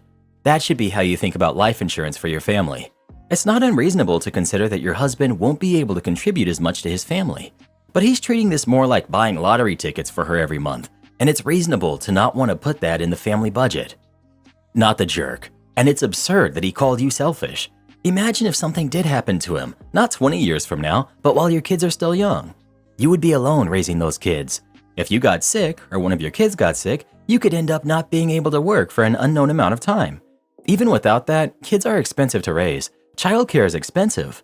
You'd be paying for a house purchased with the assumption of 2 incomes. Do the 2 of you plan to help your kids with college or trade school or just starting out in life? Do you plan to give them something for a wedding or a first home? Would he want to be able to secure that in case he's not able to be there? This should absolutely be a conversation between the 2 of you. Want me to take all of my stuff and leave? No problem. This was a couple of months ago back in May. I had been living in an apartment with 3 other roommates, so 4 of us total, for about 8 months. We're all women in our 20s. I barely interacted with my other roommates at all. Just between our jobs and classes, we never saw each other. We all had our own rooms as well. For some context, on May 5th, my fiance and I were planning to move into a new apartment together, so by the evening of the 4th, I had just about all of my belongings packed up. More on that later. Though I barely interacted with my roommates, I felt we coexisted well and we never fought or argued about anything, except for some very minor instances with Vicky and Kara. These 2 were friends, and Vicky was definitely the messiest of the 4 of us living there. She would leave her clothes in the dryer for days, pile dishes in the sink for more than a week before cleaning them, and often forget food in the fridge until it would rot. Maybe 5 times throughout my time living there, I would get a text in our group chat from Kara saying something like, "Hey OP, I talked to the others and they said the dishes in the sink aren't theirs, so please clean them." This was annoying, but because it happened infrequently enough, it wasn't awful, and I figured Vicky lied to Kara about the messes since it was just easier to throw me under the bus rather than owning up to it herself. On the evening of May 4th, so the night before I was planning to move out, Kara sent a very long and scathing text to our group chat. She went on and on about how she's tired of my messes hates all of my stuff strewn about the apartment, and also personally attacked me, calling me disgusting and inconsiderate. Since I was leaving literally the next day, I didn't see any reason to start a fight, so I just said it was her lucky day, and I was actually moving out the next morning. She replied, "Whatever you say, just take all of your stuff and leave." Now the malicious compliance. As I had mentioned earlier, I had packed most of my belongings already, but technically not everything. The four of us all moved into the apartment at about the same date, but I moved in a few days earlier than the others. This means I had bought a lot of my communal items myself. I was planning to leave these out of kindness, despite them being worth about $400. However, once I got that text from Kara, I decided I would in fact take all of my stuff and leave. These communal items included all trash cans in the whole apartment, about $100 worth, the Wi-Fi router, $150, a large metal shelving rack, probably the one that hurt the most, $150. The shelving rack was likely the most devastating loss for them since they had tons of stuff. For reference, the kitchen had 10 cupboards and 8 drawers, of which I used 2 cupboards and 1 drawer to store my items. The cupboards I used were also the ones above the microwave and the fridge, since I'm the tallest and wanted to be considerate. All the rest of the cupboards, drawers, and the entire metal rack, which had 5 large shelves, were filled to the brim with my roommate's stuff. Essentially, there was absolutely no way they'd be able to fit in the amount of space I left behind without buying another rack or putting it on the counter and floor. I was careful to keep all of their stuff from the rack organized and neat when I removed it, and everything from the rack completely covered the counters, kitchen table, and coffee table in the living room. I moved out peacefully with all of my belongings the next day and have been happy in my new apartment with my fiancé. A few days after moving out, Vicky texted in the group chat saying, "The Wi-Fi isn't working anymore." I wonder why. And at that point, I left the chat. I'm wondering how long it took Kara to realize that it actually was never me that was making messes in the apartment, but I guess I'll never know. Our neighbors have been having pool parties at our pool while we're not home for years. A few years ago, my husband and I purchased a house with a pool.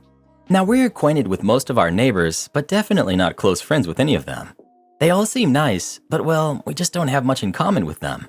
Next door to the right is a family of 6, twin daughters attending the local university, high school-age son, and a daughter who's probably in 1st or 2nd grade, and the parents. Now normally we open the pool in early May and leave it open until the end of October.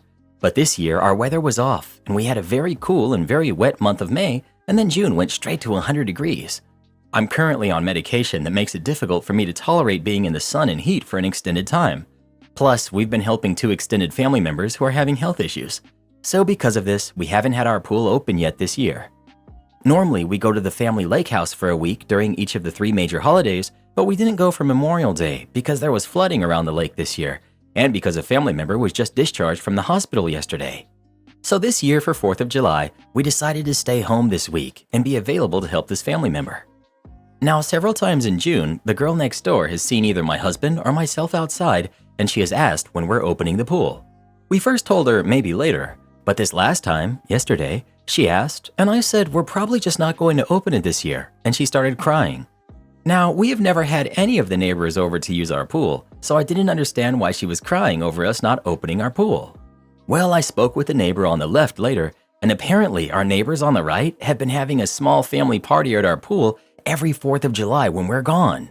They've always cleaned up really well afterwards, and because we have scheduled pool maintenance and weekly yard service, occasionally things are moved around in our yard, and we never thought much about it.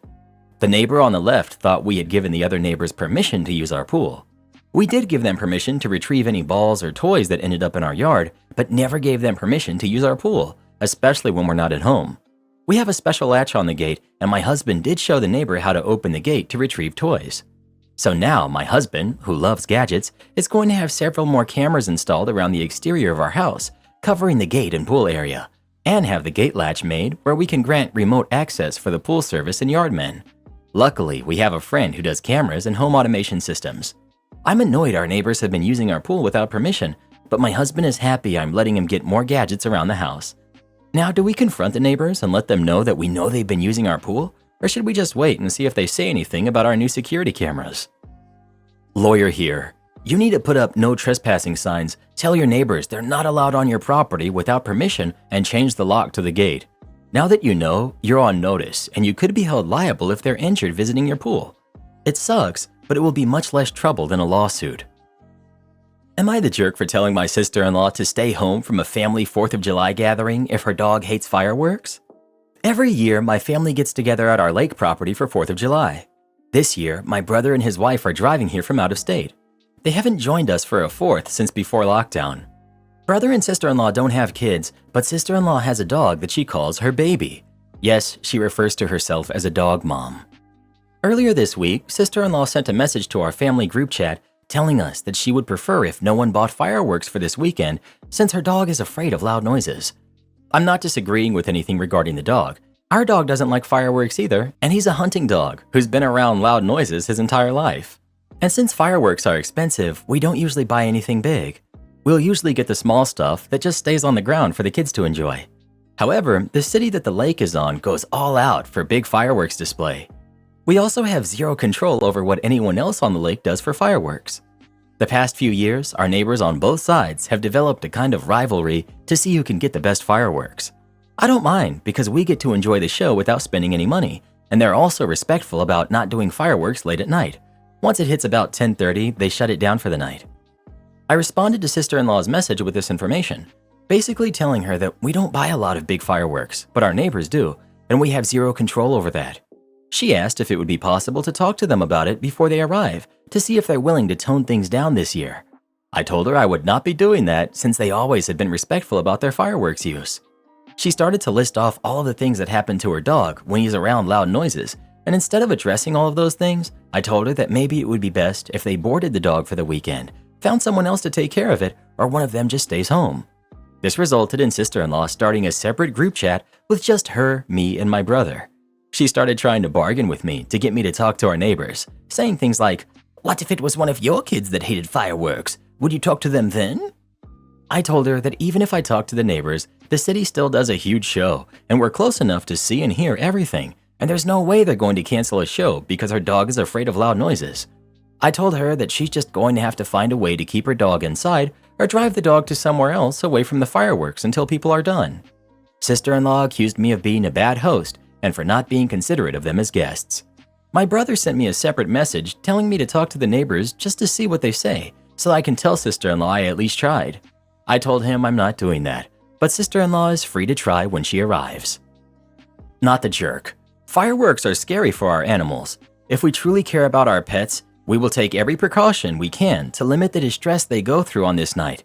An example of one of those precautions would be not taking your beloved pets to a vacation destination with a rife history of fireworks. Your sister-in-law expecting an entire community to change something as common as fireworks on the 4th of July is quite ridiculous, completely in the hands of strangers, and leaves her no way to enforce any agreement that might be reached. It sounds like your sister-in-law needs a reality check.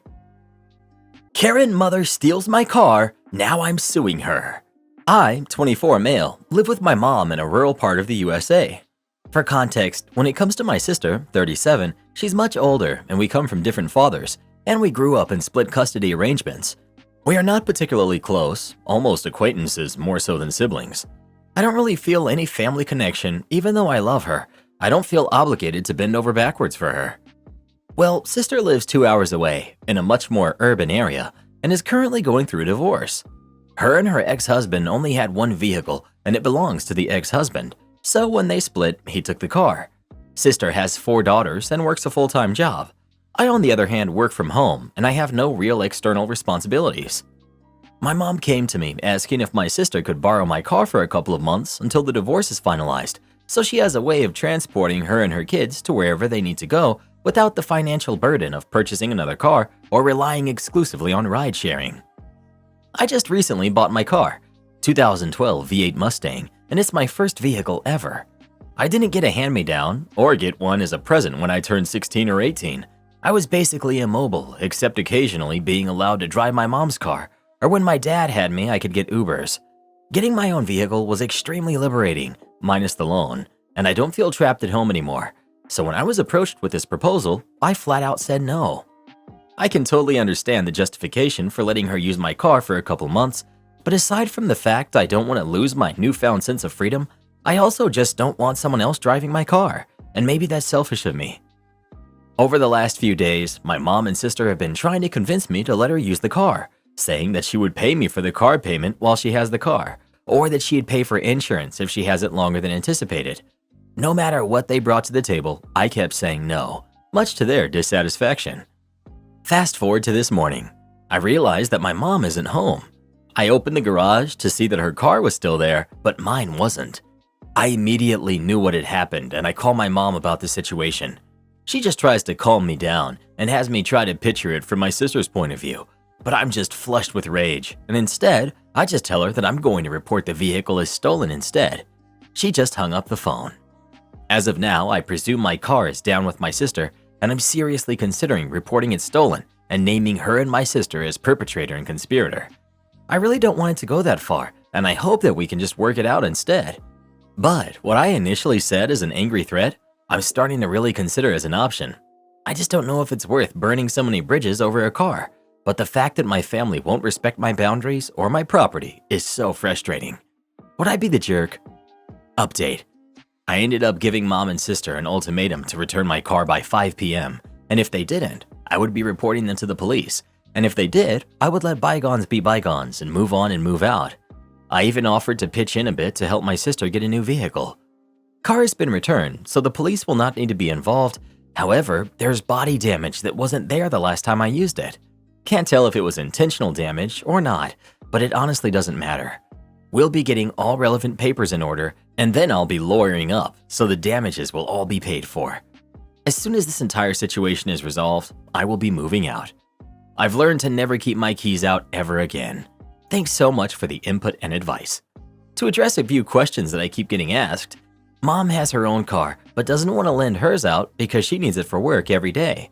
I had offered to let her use mine for work, and she lend out her car to sister, but she refuted this idea, saying that she doesn't feel comfortable driving my car and that she needs ample space for medical supplies. She's an in-home nurse. I'm well aware that my living situation will change if I call the police on my mom and sister, but honestly, the living situation is already compromised. Regardless of the resolution, I will be moving out as immediately as possible, as soon as I'm financially stable enough to do so. This whole thing is just the straw that broke the camel's back. I've been getting a lot of comments regarding living for free at my mother's house. We split the bill 60-40 on basically everything. It's not truly 50-50, but absolutely by no means am I freeloading at my mom's house. Am I the jerk for not taking in my orphan niece and nephew? Plus updates. My sister, 33, and her husband, 36, passed not long ago, leaving behind their 3 kids, who are 14, 12, and 8. We live in a pretty small town of under 2,000 people, and their passing kind of shocked the community. Everyone's talking about it. Their memorials were up in the grocery store the day after they had passed. Another thing is, everyone is wondering what will happen to their kids, and the expectation seems to be that I will take them in. My circumstances. I'm 23, male. I'm single and have no kids of my own. I have no income and live off student loans while going to university in the next town over, getting my bachelor's. I live in a mobile home in a trailer park. It's a 40-foot trailer, but still only a 1-bedroom. I own it, but I pay rent on the land it's on. My main reason for not wanting to take them in is that I don't want to. I don't want kids of my own, and I don't think I'm in a place to take care of them. I've been told that money has been put aside to help, so I wouldn't be keeping us all alive off my loans. But it's only partly about the money. It's about not having the space they need, interrupting my studies to take care of them, and suddenly becoming the caregiver of 3 humans all on my own. It's a big job that I don't feel I measure up to do. I was posed the question by my parents. They're in a different country and can't help, and the kids want to stay here anyway. Friends of my sister's family all have kids of their own, usually in batches of 2 to 3 themselves, and can't afford to take more on either.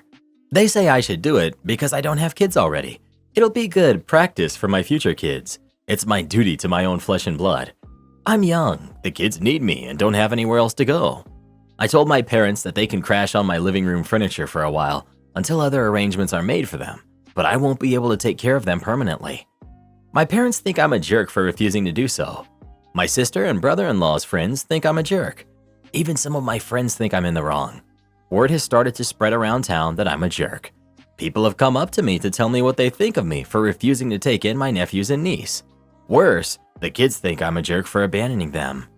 I've been told horror stories about the foster system and that I'm giving them up to it, that they'll be separated, we'll lose them and never get them back, and that I'm a monster for not doing it, that I'm selfish, they're ashamed of me. My mother told me that if I don't take them, they'll have nothing more to do with me because of how horrified they are. It seems harsh. Part of me feels like I don't deserve to be told these things just because I didn't want to and am not able to take care of these kids. The other part agrees with them. Have I been the jerk in this situation? Edit. I sat down and ran the numbers about my finances, and this is what I came up with for anyone interested. The amount of money left behind to help raise them is 25,000 Canadian dollars, and I think that's around 19,000 US dollars. I don't think it would be possible to raise 3 kids to 18 on that amount, especially not because one of them will be 10 years away. I would need to supplement that with a job, definitely. But I'm 3 years into my bachelor's and have accumulated quite a lot of debt that I would also need to pay off if I stop going to school. As for my student loans, I will break down those finances. After my tuition is paid, I'm left with about 4.8 thousand for the time school is on and the break month in between semesters. My rent for this plot is $550, so of that 4.8 thousand, 2.2 thousand goes to rent every 4 months, leaving me 2.6 thousand to buy food, gas, insurance, etc. All told, I have 7.8K a year to purchase needs. I don't know if this matters, but the poverty line for families with 2 adults and 2 kids is 30K Canadian dollars. Obviously, with 1 adult and 3 kids, still 4 people, at 7.8K to work with is well below poverty. Because of all of that and all of your guys' responses, I have tentatively figured I am not the jerk. My plan going forward will be to try to sit down with the kids, at least the oldest, and talk to him about my finances to hopefully show him that it's not the fact that I don't care about them, but because there's no chance they will have a good life with me as their guardian. I will also tell my parents all about my finances. Hopefully, if they see the resources I have available, they will stop on this crusade to get me to take them in and accept that they will need to step in if they want the kids to stay together. I feel like even if I tried to take them, the government would just take them away anyway. Also, while I was out, someone keyed my car, so I think I'll have to move if people don't calm down. Not the jerk, but it doesn't really matter if the kids want to stay in this country. Being with your parents would be infinitely better than the foster system. Also, where are the other grandparents? OP. The other set of grandparents passed a while ago. You're probably right that it doesn't matter they want to stay here, but it's part of things they're taking into account with this. Everyone sucks here. OP, I'm so sorry for your loss and for this huge responsibility that now rests on your shoulder. You shouldn't have to quit your studies to take care of the kids, but leaving them to the foster system would be awful. They're probably already gone through so much and afraid of what their future has to hold. You didn't ask for this, but neither did the kids. Keep them safe, love them, help them. This is harder on them than it is on you. Am I the jerk for refusing to take my sister to the Renaissance Fair because she wants to wear her furry costume? I'm 25, female. I'm the oldest of 4 kids. My brother, Sam, who's 20, my sisters, Maddie, who's 17, and Kiara, who's 12. I've been going to the Renaissance Fair since I was 16, usually with my friends, but once Sam and Maddie were 13, I started taking them with me. Kiara just turned 12 a few months ago and said that she wants to go to the Renaissance Fair this year. I was hesitant, but I asked our mom, and once she gave the okay, I actually got excited because, I'm very sad about this, Sam is in the Marines and he can't go this year because he's deployed. That is, I was excited until I found out what she wanted to wear. Maddie and I have been planning and making our outfits since the last Renaissance Fair. We're both avid seamstresses. We offered to help Kiara design her outfit. Kiara is really into furries lately, and she started making suits and masks, but I made it clear that Renaissance Fair isn't the place for that, and I was uncomfortable taking her in that. She agreed. We came up with a few outfit designs and set a day to go shopping for all the stuff. She then came back to me a week ago, gloating, saying that our mom said yes to her wearing a furry suit to the Renaissance Fair. I told her she absolutely could, but again, I wouldn't be the one taking her if she chose to wear that. She got upset and said that I was being unfair because I was still taking Maddie. I told her again the Renaissance Fair isn't the place, and who I take with me is up to me. She's now very upset with me and is trying to get our mom to make me take her wearing her furry suit. So, am I the jerk? Edit to add, there are several reasons why I stated not the place. Main thing being that it's still going to be in the 80s during Renaissance Fair, and she wants to wear a full neon pink furry suit, head and all. Second, this isn't a big Renaissance Fair where you see all kinds of costumes. We live in a small town, and aside from some tourists, it's mainly just people from our town. There's been plenty of creature costumes, but nothing like what she wants to wear. We offered to help her do a fantasy creature type costume, but she's doubling down. My mother isn't trying to make me take her, just said that she was allowed to. Also, I'm not embarrassed with her wearing this. I told her she can absolutely wear it next year when we go to Comic-Con. All aesthetics aside, a fursuit? Outside in July? In what will probably be the hottest July in recorded history? Unless you're in the southern hemisphere, is your mother nuts? That's a good way to have your kid end up in the hospital. Not the jerk. OP. Maddie and I offered to help her make a more D&D creature outfit, like a werewolf, dragonborn, etc. But that isn't what she wants to wear. She wants to wear a neon pink, cartoonish furry suit. If we were going to Comic-Con, I absolutely wouldn't care. But we live in a small area, and we've been going to our Renaissance fair since I was 16, and I've literally never seen anyone wearing a furry suit. Not the jerk. While your sister is entitled to her interests and hobbies, Renaissance fairs typically have a specific theme and aesthetic that doesn't align with furry costumes. Your discomfort with taking her in a furry suit is understandable, as it might attract unwanted attention or conflict with the overall atmosphere of the event. Well, who do you think is the jerk? OP or her sister? Please let us know. I know how it is, OP. I go to great lengths to keep Reddit Boy from wearing his bald eagle suit all the time. Shh, they're not supposed to know that. Future mother-in-law called me stupid, and now I'm considering calling off the wedding. I, 23 female, am engaged to John, who's 24. We've been together for 5 years. We want to get married in July of 2025. I always thought that his family liked me because we got along well. He has 2 older brothers, and they're both married. Honestly, I was very excited to have them all as my in-laws. They were always so kind to me. Some kind of important information here. About a year ago, when I was scrolling on Instagram, I saw a profile that was kind of cringy but in a cute way. It was an older woman's profile who shared inspirational quotes. I remembered one particular post, and it was just something along the lines of, "Only stupid people pretend to know everything. Don't pretend, just ask." Honestly, this quote changed me in a lot of ways.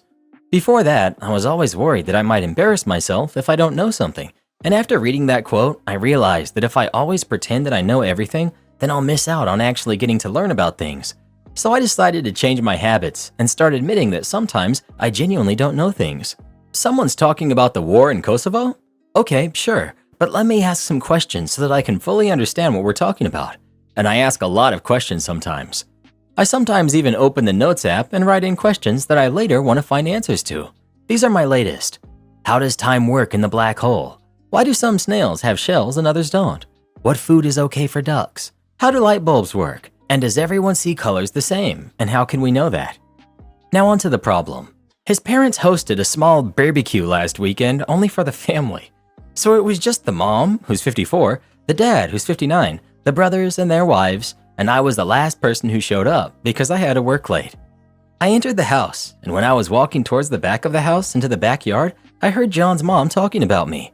To be honest, she wasn't talking about me, more like mocking me.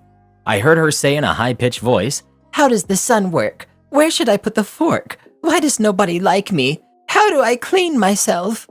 I just stood there. I had this sinking feeling. I couldn't move, so I just stood there, and I heard them all laughing. One of the wives said, "I actually don't mind her asking all those questions. I think it's cute." And it made me feel hopeful that they will say something like, "Yeah, sure, we're just playing. We love that." But none of them did. Instead, the mom replied, "It's not cute. She's just stupid." After that, they all laughed again. I heard John laughing. My heart kind of broke in that moment because he didn't even say one positive thing. He didn't defend me. He just laughed. I quietly turned around and left the house. I texted John that I got sick and I had to stay home. Now I'm wondering, how should I approach the situation? We live together and I sleep in the guest bedroom for now, and I use the excuse that I don't want him to get sick from being around me. I can't ignore him forever, and I can't pretend to be sick anymore because it's been too long. I'm not sure how I proceed. Maybe it was just a misunderstanding. I'm considering talking to them about this, but I'm also worried that they won't be honest with me. I can't marry him if he really thinks I'm stupid, but I also can't marry into a family who thinks so little of me. But maybe it was a joke and I shouldn't take it so seriously. I'm so torn apart, and every day I convince myself a bit more that it's okay, and sometimes we should all laugh about ourselves. Now I feel like I'm just going crazy. I would really appreciate some advice. Edit. There are many comments saying that they cannot stand people like me. I agree that sometimes I can be a bit much with the questions, but with that being said, I still think I'm within reason. I don't do it around people I just met. I rarely do it at parties or other gatherings.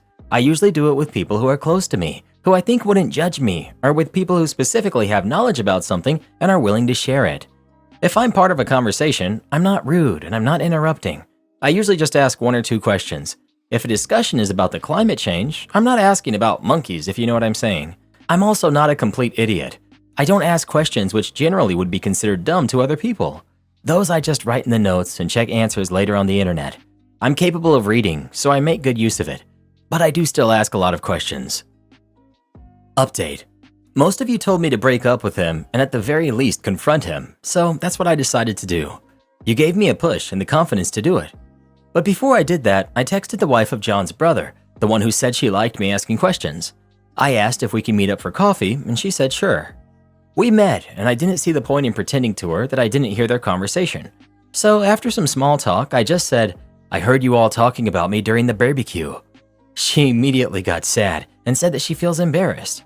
She explained that it wasn't a joke, wasn't out of context, that it was just mean and hurtful. She said she's sorry for not defending me more, but I said that it's okay and I understand. I told her that I don't blame her for anything and just wanted to make sure that I understand the situation and see it for what it really was. And it really was laughing about me behind my back, just bullying. At this point, I just had to confront John. In my last post, so many comments were saying that he will probably try to gaslight me, and you were right. We were having dinner together for the first time since the barbecue happened, because before, I tried my best to avoid him. Yes, I know, not very mature of me, but other than you guys, I don't really have a strong support system. My family and best friends are hundreds of kilometers away. I only have 2 good friends here. I was so stressed, I thought I was going to pass out.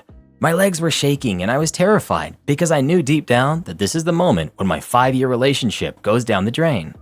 I looked him in the eyes and asked, "How does the sun work?" He looked confused, so I followed with, "Where should I put my fork?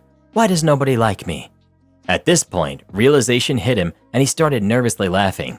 I said I was there and I heard them. After the initial shock passed, he got mad. He said it's rude to eavesdrop. I said it's rude to bully people. He tried telling me that it was just a joke, that I shouldn't be so uptight, that it really was funny. I said that I didn't find it funny and went to the guest room to calm down. He started panicking. He was asking me to please talk to him. He was much more apologetic and said that he will 100% be honest with me. I asked if his mother made similar comments before the barbecue. He said yes.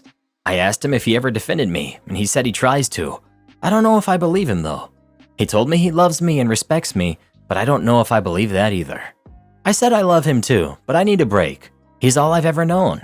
He was my first and only partner. I have no outside perspective of this, no experience. I need a moment to think. So I'll be going to my friend's house for a while to think everything through. The apartment has his name on the lease anyway. After I gathered some of my things and left, he kept texting me nonstop. He tried calling, but I didn't answer. I was very hurt because he tried to belittle my feelings, and only later when he realized that I might break up with him, he started apologizing.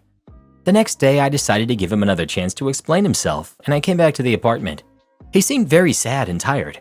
He said that he told his mother that I overheard them. I said I don't care. It's his time to step up and show me that he cares. I'm not interested in an apology from his mother. I'm already done with her. I can't put up with this behavior and mocking me like we're in primary school. I saw a comment saying that probably her ego is hurting. I think it's true. She never got the chance or never had desire to have an education. She's a very good homemaker, but outside of that, she doesn't have many interests of her own. If I'm asking her about making tomato soup, she'll be talking for 30 minutes lecturing me about adding enough sugar, but not too much. She'll lecture anyone who's willing to listen. But anytime someone is talking about something she's not familiar with, she gets defensive and tries to imply that nobody cares about that, and if it's not relevant to her, it shouldn't be discussed. Once again, he tried telling me that I should relax because it was only a joke, and at this point, I had enough. I took off my ring and told him that his behavior is a joke, and I can't be the punchline. I told him that I wish him and his family the best and to look in the mirror to check if they really are as superior as they think they are.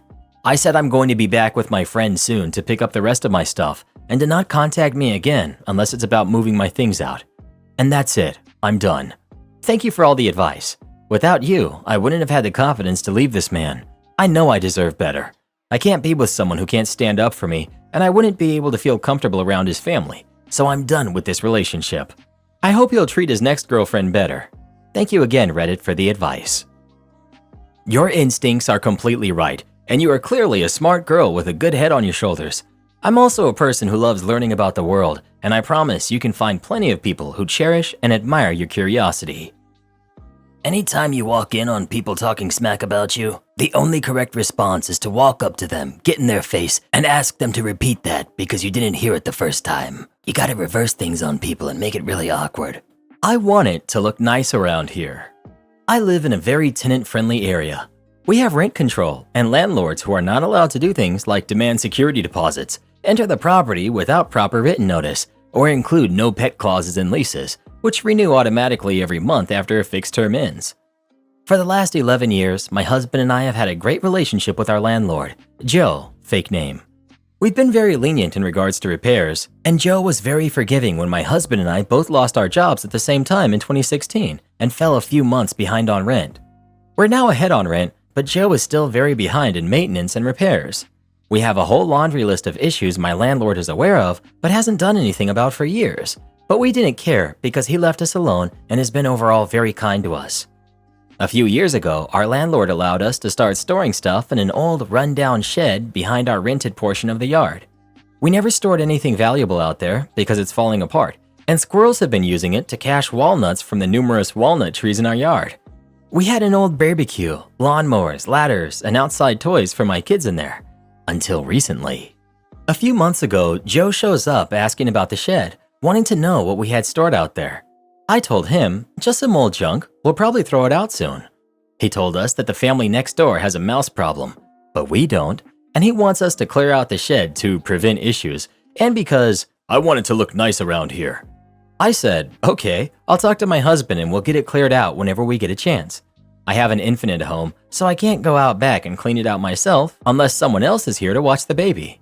My husband had scheduled surgery, so he wasn't able to do any heavy lifting until after he recovered.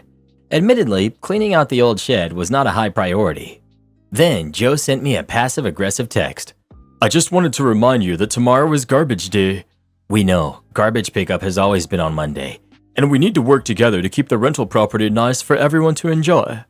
I replied asking him if he had plans to fix the shed, to remove his scrap pickup truck, or to remove his open compost piles and heaps of mixed concrete and scrap metal he has out by the shed that he wants us to clean. I also explained that my husband just had surgery and that we weren't planning on cleaning the shed that day. Reddit, he did not like that. He showed up unannounced, walked inside, and proceeded to yell at us in front of our kids. He complained about his personal finances and the economy, inflation, property taxes. He really went off on us and told us that we can't use the shed anymore and threatened to evict us because, clearly, you don't like living here, and I can get way more for this house than what you're paying now. We told him to leave and that we will not communicate with him anymore unless in writing. He said, fine, we'll do it all by the book from now on, and he stormed out. The next day, he put an eviction notice in our mailbox complaining that we have excessive garbage and waste in outbuildings, that we refuse to discuss this issue and corrective action with our landlord, and even adding that he felt it was unreasonable given the fact that he didn't evict us for late rent back in 2016. The notice gives us 7 days to correct the issues or else my landlord can file for an eviction hearing. The next day, while I cleaned out everything that belonged to us from the shed, my husband got busy contacting local bylaw and the Rental Housing Enforcement Agency, traffic cops for landlords. He was given information on how to file against the landlord for refusing to do repairs, illegal entry, loss of an amenity, the shed, and harassment. After a surprise inspection that happened last week, we were given a report that said Joe was given 90 days to fix the roof, plumbing, and weeping tile. He must demolish the shed and either erect a new shed or give us a rent reduction because the shed was an assumed amenity. According to my neighbors with the mice issue, the provincial government is also involved now because apparently he filled in a pond without a permit and now the fire department doesn't have a nearby water source in case of a fire. There are no hydrants out here. The city threatened to fine him for every day that he leaves this large pile of broken concrete and rebar out back. The cherry on top happened yesterday.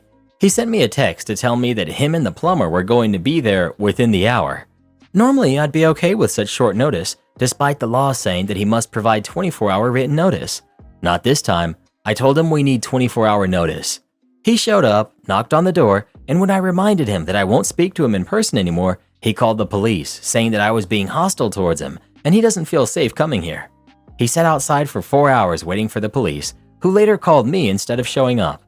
The officer who called said that Joe was told to stop harassing us and that he needs to provide 24-hour notice to enter the home. He wanted to make sure Joe left and gave proper notice and asked me if I wanted an officer there tomorrow to keep the peace. If Joe doesn't do the repairs he's supposed to, we plan to take him to court and file for a rent reduction and for a lien to be put on the property so he can't just sell it. We're just doing it by the book from now on and just want it to look nice. Am I the jerk for refusing a luxury purse for my mother-in-law? I, 27 female, refurbish purses, both luxury and sentimental, as a lucrative side hustle. Sometimes I'll also go to thrift stores and see if I can find purses that people have discarded and either sell them or give them as gifts. About 6 months ago, I found a black Latigo Leathers tote bag that was in great condition and I decided to keep it for myself. I have a pretty maximalist aesthetic, so I make it my own by trying various scarves and beads around the handle periodically. I love this bag and I love it even more that it cost only $8. My husband and I eat dinner at my mother-in-law's house quite often, and she's the originator of the clean girl aesthetic. Everything in her house is very white and minimal. Her style is also this way, and she only wears neutrals. I say this because when I first came over with my new bag, she said how loud it was. From then on, every time we went over to her house, she always made some sort of, "You still carrying that thing around everywhere?" comment. It got to the point that I just started leaving it in the car.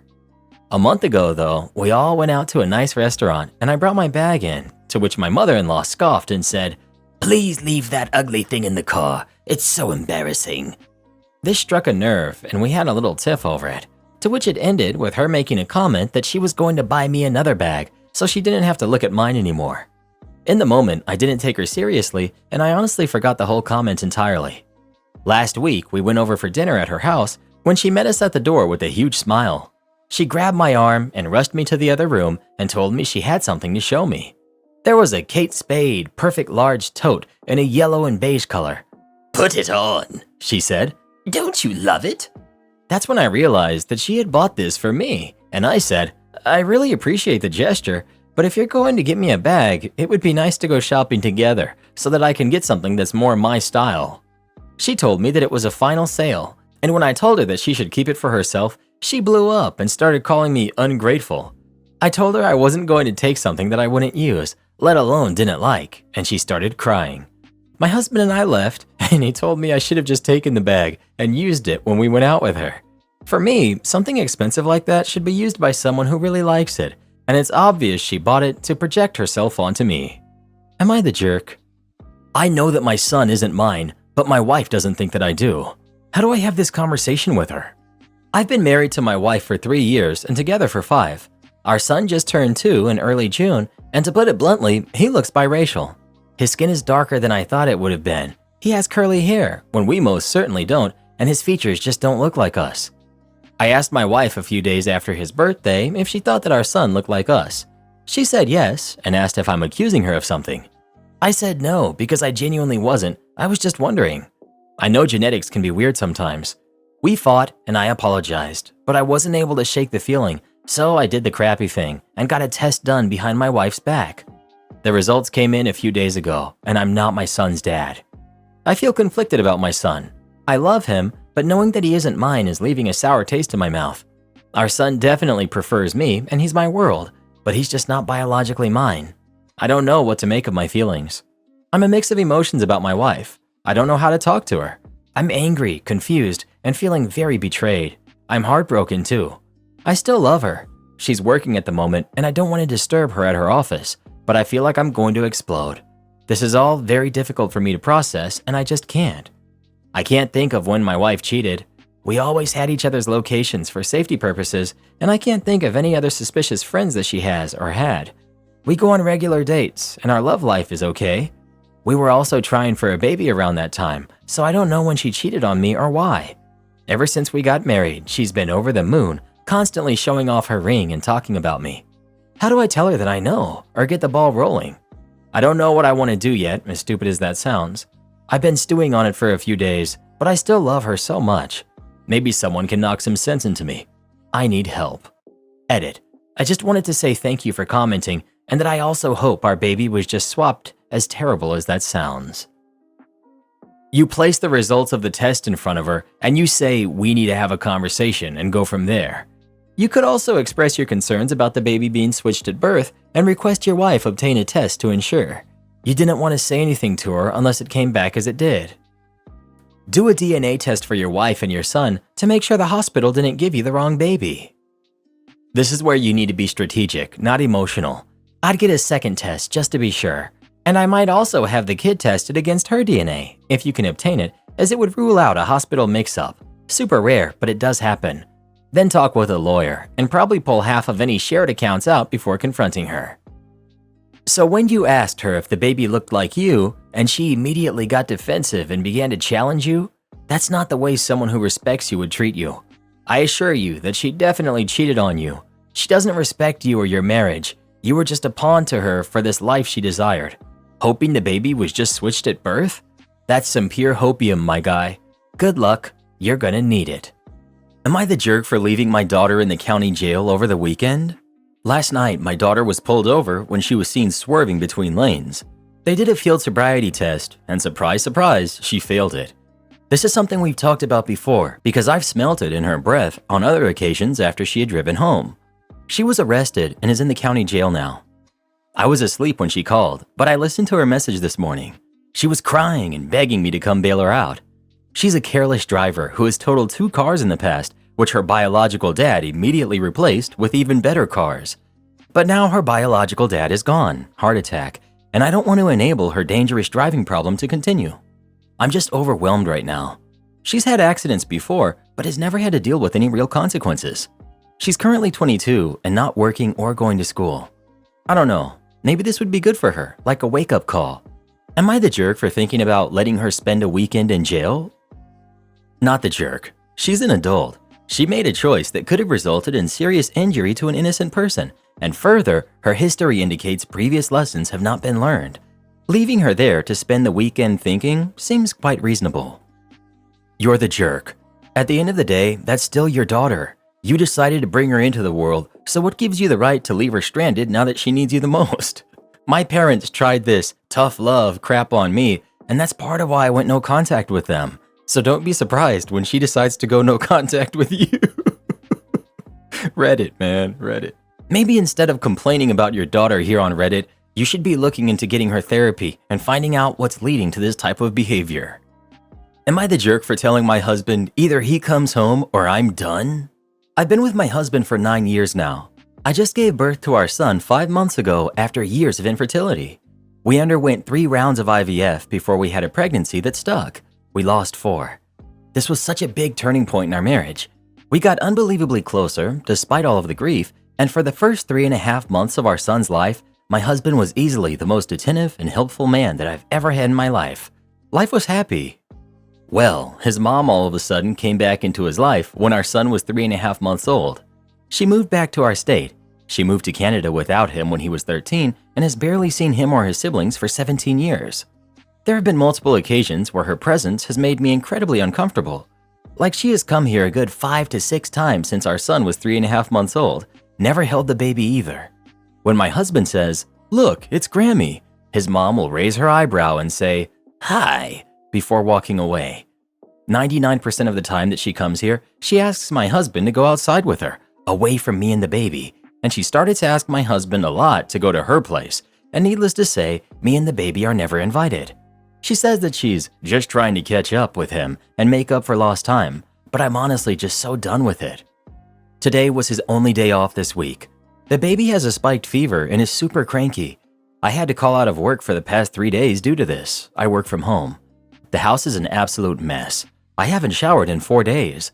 I can't put the baby down without him screaming. I need help. Well, around 10 a.m., his mom calls and says she needs him because she has a surgery and needs a ride to and from. So he leaves. There was no prior notice. Well, he called me about an hour ago and told me that her boyfriend is there too. So I asked him why is he still there when she clearly has a ride and a support system. He says that she just asked him to be there and he wanted to be there for her. Well, he just called me again 10 minutes ago and tells me that she's in recovery and asked him not to leave. I told him that I really needed his help and that ever since his mother has popped back up, he's been MIA and I feel like I'm doing everything alone now. He told me that he's sorry I feel that way and that he wants to be home with us, but his mother needs him. I guess something inside me just broke when he said that, because I'm telling him I need him and his mom needing him is more important. So I told him if he didn't come back home, I was done. I would file for divorce. I'm not playing second to a mother who ditched her kids 17 years ago and has seen them all of twice since then. Me needing his help is more important than his mother wanting him there when she already has support with her. He says, "Are you serious?" And I just hang up. I hardly see this man anymore because of this woman, and I don't want to live a life like this anymore, even though it's only been a month and a half since this started happening. Am I the jerk? The hospital is only 15 minutes away from us, so if he's not back in 30 minutes, I'm packing my stuff. ETA. I own a property that I rent out for Airbnb. That's where I'll be going. No, I don't have a support system. I grew up in foster care. My biological mother passed during giving birth, and my dad didn't want me. I was never adopted out. My best friend moved 2 years ago. It's just me and used to be my husband. Edit. On the way to the Airbnb now. The last phone call I received was him telling me his mother would be discharged within the hour and he would be home after dropping her off. Her boyfriend, who lives with her, is still at the hospital. He could drive her, but mommy wants her precious son to. So I'm leaving. Not the jerk. Why is she back? Is she getting older and needs someone to take care of her? Does she need a kidney? No one pops back into another person's life like this. There must be a reason. Your spouse is trying to play perfect son with his mother who left him, and in the process, he's leaving his own kid. The irony. What do his siblings say? Are they letting her back in? Am I the jerk for not forgiving my dad for what he said? My dad, who's 45, is really into cars. His dad, my grandpa, is also into cars. My grandpa used to work in a mechanic shop, and my dad learned to work on cars with him. They can talk for hours about different car models and engines and tell stories about cars that they've worked on. I, 17, male, am not really into them. My dad tried to get me into fixing up cars with him, but it just doesn't click with me.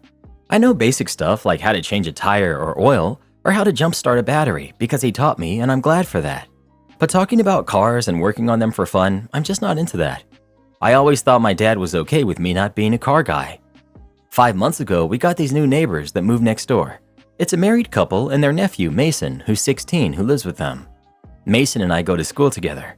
At first, I helped show him around school until he got comfortable and made his own friends. He and I still talk, but we don't hang out. Mason is like my dad and my grandpa. He's obsessed with talking about cars and has a whole list of cars he wants to drive and own one day. He would come over with his aunt and uncle, and a lot of times Mason and his uncle would hang out with my dad in the garage. Sometimes I'd be there too, but usually it's just them. My dad usually works on his project car in the garage every other weekend for a couple of hours. For Father's Day this year, he said he wanted to be able to work on his car all day uninterrupted, which my mom agreed to. Whenever he works on his car, he leaves the garage door open.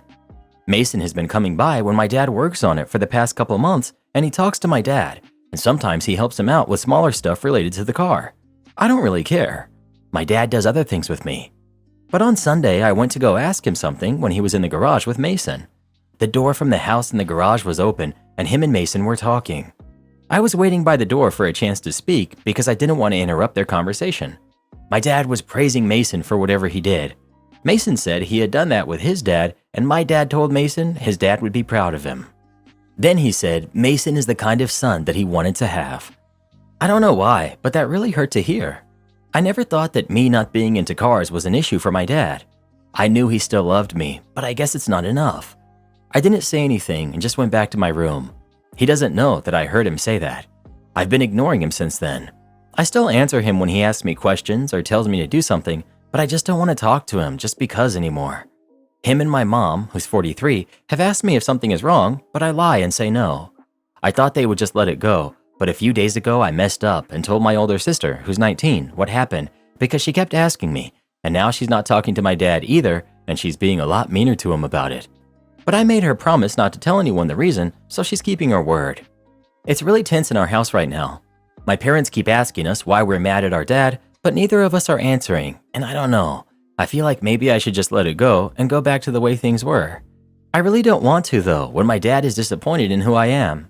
Am I the jerk if I don't forgive my dad? Why not tell him this?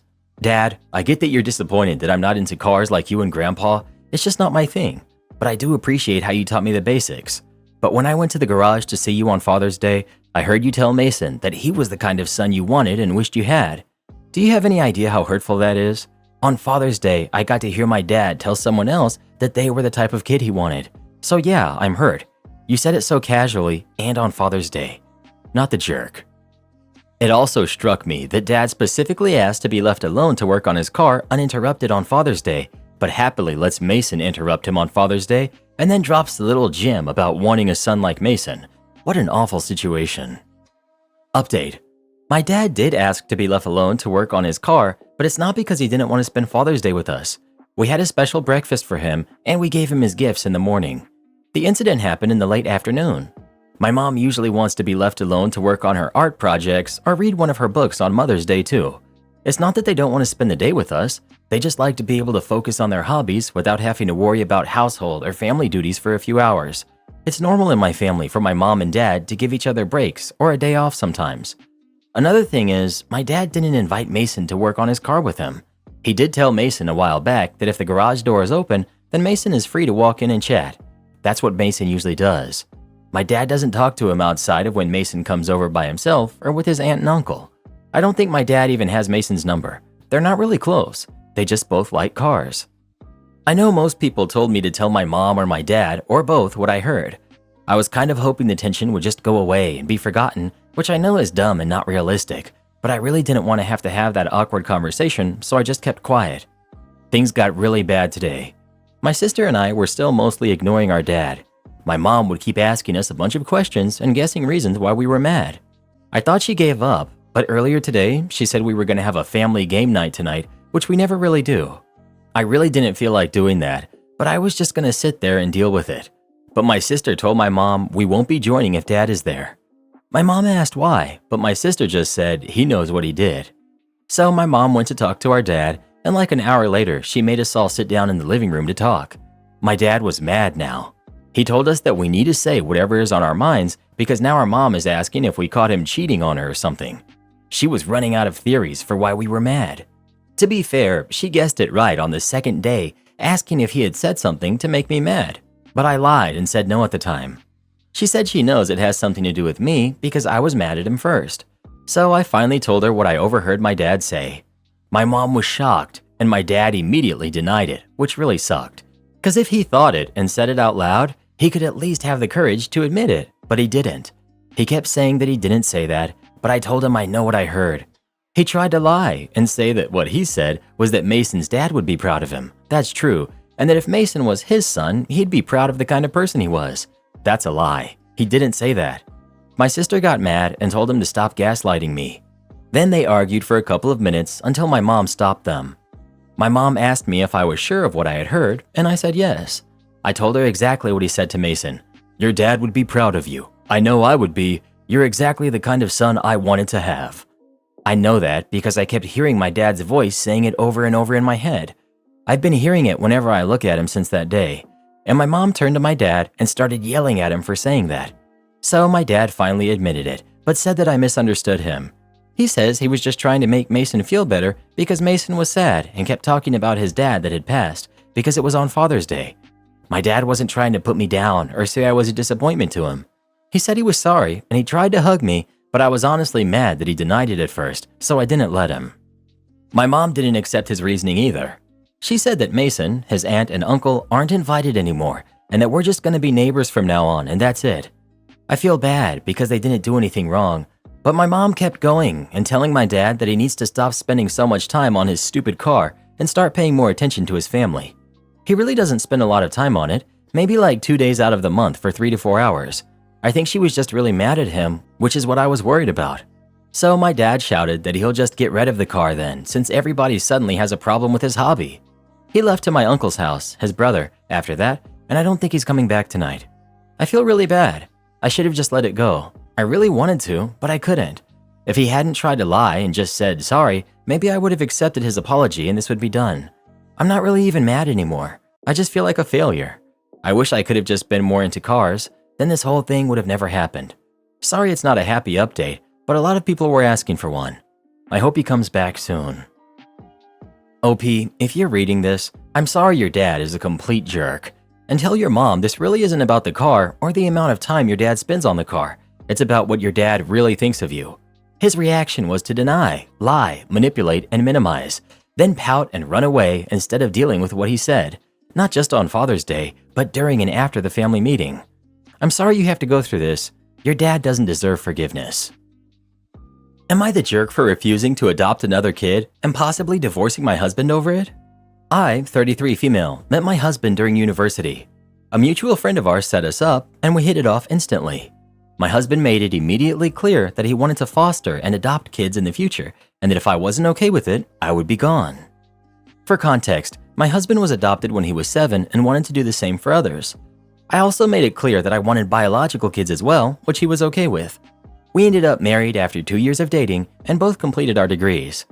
We currently have 2 daughters, Rosie, who's 5, biological, and Julia, 7, who's adopted. We started fostering when my biological daughter was a newborn and adopted Julia around a year ago. Since then, we stopped fostering and chose to focus on our family. However, I've noticed my husband clearly favors Julia over Rosie. He takes her out for bonding time, but either leaves my daughter or drops her off somewhere else. He doesn't tuck Rosie in at night anymore. He doesn't make an effort to go to her events, and he practically ignores her when she's at home, unless it's to do something for him like chores. I've brought this up constantly to him, and I'm at my breaking point. Rosie and Julia are both smart, beautiful, joyous girls.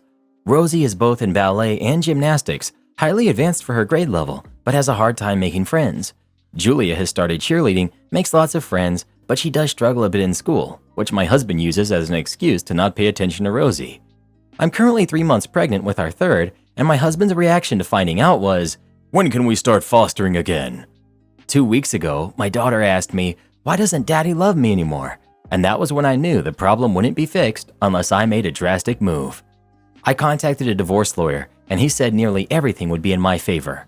We have a prenuptial agreement that allows us to keep nearly everything separate. The house is in my name. We have 2 separate bank accounts and 1 joint account, which would be split. I would not be required to pay alimony and keep one of our cars. My husband would be getting most, if not all, of our retirement account.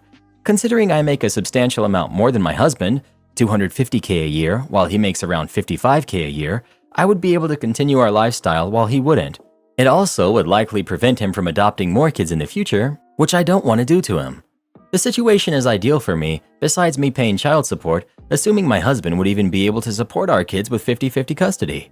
I have no intention of keeping our daughters from him. After speaking with my lawyer, I gave my husband an ultimatum. Treat both of our kids as equal, or I would be filing for divorce. He was enraged after that, screaming at me about how I'm a jerk for trying to ruin his life goals and saying how I don't understand what it's like for kids who experience the foster care system. That our daughter, Rosie, was selfish and she needs to understand why Julia needed more attention than her. My girls ended up waking up from the noise and came downstairs crying. At this point, I was both trying to calm my husband down and comfort my girls all at once. Finally, my husband stopped yelling and I could put them back to bed. But I have to admit, I started to resent Julia. I know very well it's not her fault, and I don't let that affect how I treat them, but I sometimes find myself laying awake at night wondering how it would be if we just didn't have her. I always imagine myself with a toddler and our last one on the way. My husband loving all of us, being so kind the way he used to be. Again, I don't blame Julia whatsoever, and I'm very ashamed of these thoughts. However, I'm afraid if something happens again, I'll snap, and I don't want to shout at anyone. I have both of the girls in therapy already. Julia needs it because of her past, and we had Rosie go when we started fostering. Any advice is appreciated, as well as criticism. I'm also willing to answer any questions. Am I the jerk? Not the jerk. He clearly has issues and isn't a good father. I'd leave him now if I were you and never look back. Staying with a man like this will be a major regret later in life. Am I the jerk if I don't help a relative because they wasted their money buying a house for $2.8 million? I, 40 male, have a blended family and a cousin who's 34 on my step-parents' side who used to be close to me. However, due to him moving abroad and conflicts over an inheritance, we no longer talk these days. Recently, I've been receiving calls from various local and overseas relatives asking for financial help for my cousin. He has defaulted on his house payments and is more than 6 months behind on mortgage and loan repayments because his wife, native Chinese, convinced him to buy a house in Shanghai. He had a good job in what should have been a stable company, but lockdown hit them hard and he has never recovered. Apparently, it seems he got laid off 8 months ago. When we were still talking, he told me he was going to buy this ridiculously expensive house, 2.8 million RMB, about 400,000 US dollars, that was basically a concrete box. I told him he was insane and would regret it for many reasons, but particularly because he would never actually own the place due to Chinese laws. Now, 4 years later, he still owes nearly 2 million RMB on his mortgage since his payments have only been covering the interest, and nearly an additional 1 million RMB in loans for the decorations used to make that concrete box a place that you could live in. I'm a teacher in the US, and I don't earn enough money to own my own house, so how am I supposed to give someone else money to pay off theirs when I warned them that this would come back and get them? In the Chinese real estate market, you are always just one bad day or one con man away from losing 3 generations of savings. This house was so expensive for him that it took up 70% of his monthly income just to pay the interest on the mortgage. Now I'm being harassed for his stupidity to help him out of this hole because I let on that I had a decent savings account. It's not house money, but I want to buy a new car, something nice for once, and not just new to me. Even my biological family is giving me grief about this, but I don't want to help. Would I be the jerk if I don't help them? Don't help them. Block them. You couldn't help even if you wanted to. Helping or not helping isn't even a question for you.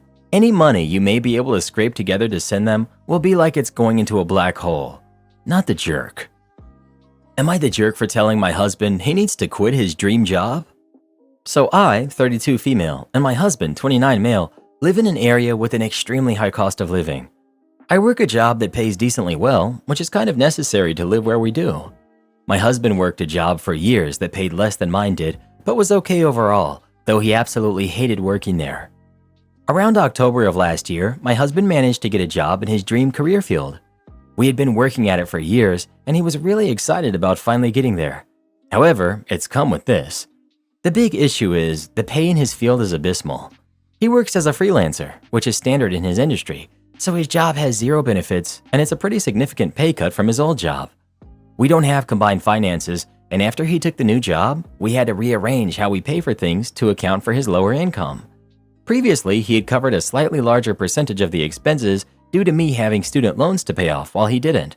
As it is now, I have to be the breadwinner since his income was basically halved, paying for a larger portion of the expenses. I sat him down recently, and I told him I felt he needed to quit his job and find a better paying field because it just wasn't feasible. He got upset, since, like I said, this is something he's dreamed of for years and worked really hard to get, which I understand, but I just feel this isn't fair to me. We've had to cut back on a lot of things, and there's not really any sign of a pay increase at this point. I feel like I'm carrying him.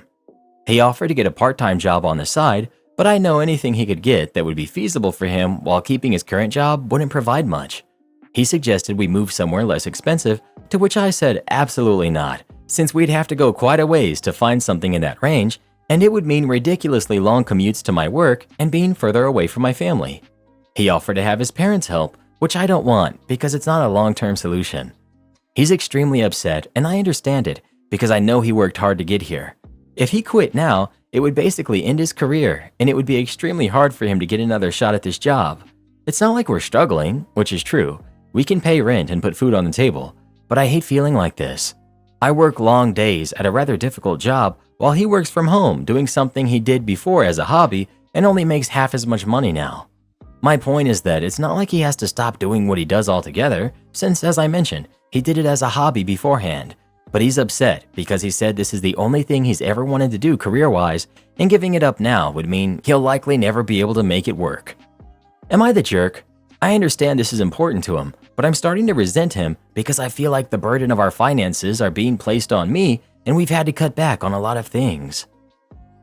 You're the jerk. It would be one thing if his pay cut had made it so you were truly financially struggling, but from what you said, you're not. Isn't it more important for your husband to be happy and fulfilled by his work than to have some extra luxuries? Also, it sounds like he's trying to find compromises and you're not. Am I wrong for telling my fiance, I guess our wedding isn't as important to me as you thought it was? I'm 29 male. My fiance is 31 female. We're due to get married in the 15th of July, or at least we were. For a little backstory, I dated my first girlfriend, whom I'll call Cassie, back when we were 16, and we dated for about 3 years. Since we were high schoolers, we ended up meeting each other's families pretty quickly. Cassie had a little brother that I'll call Kyle, who was 10 years old that I unexpectedly became really close to. The kid really looked up to me. He said I was like his big brother. Me and Kyle spent a lot of time playing video games, and he would sometimes ask me to help him with his homework. But of course, this didn't last forever. Me and Cassie broke up, and we began to drift away from each other's families.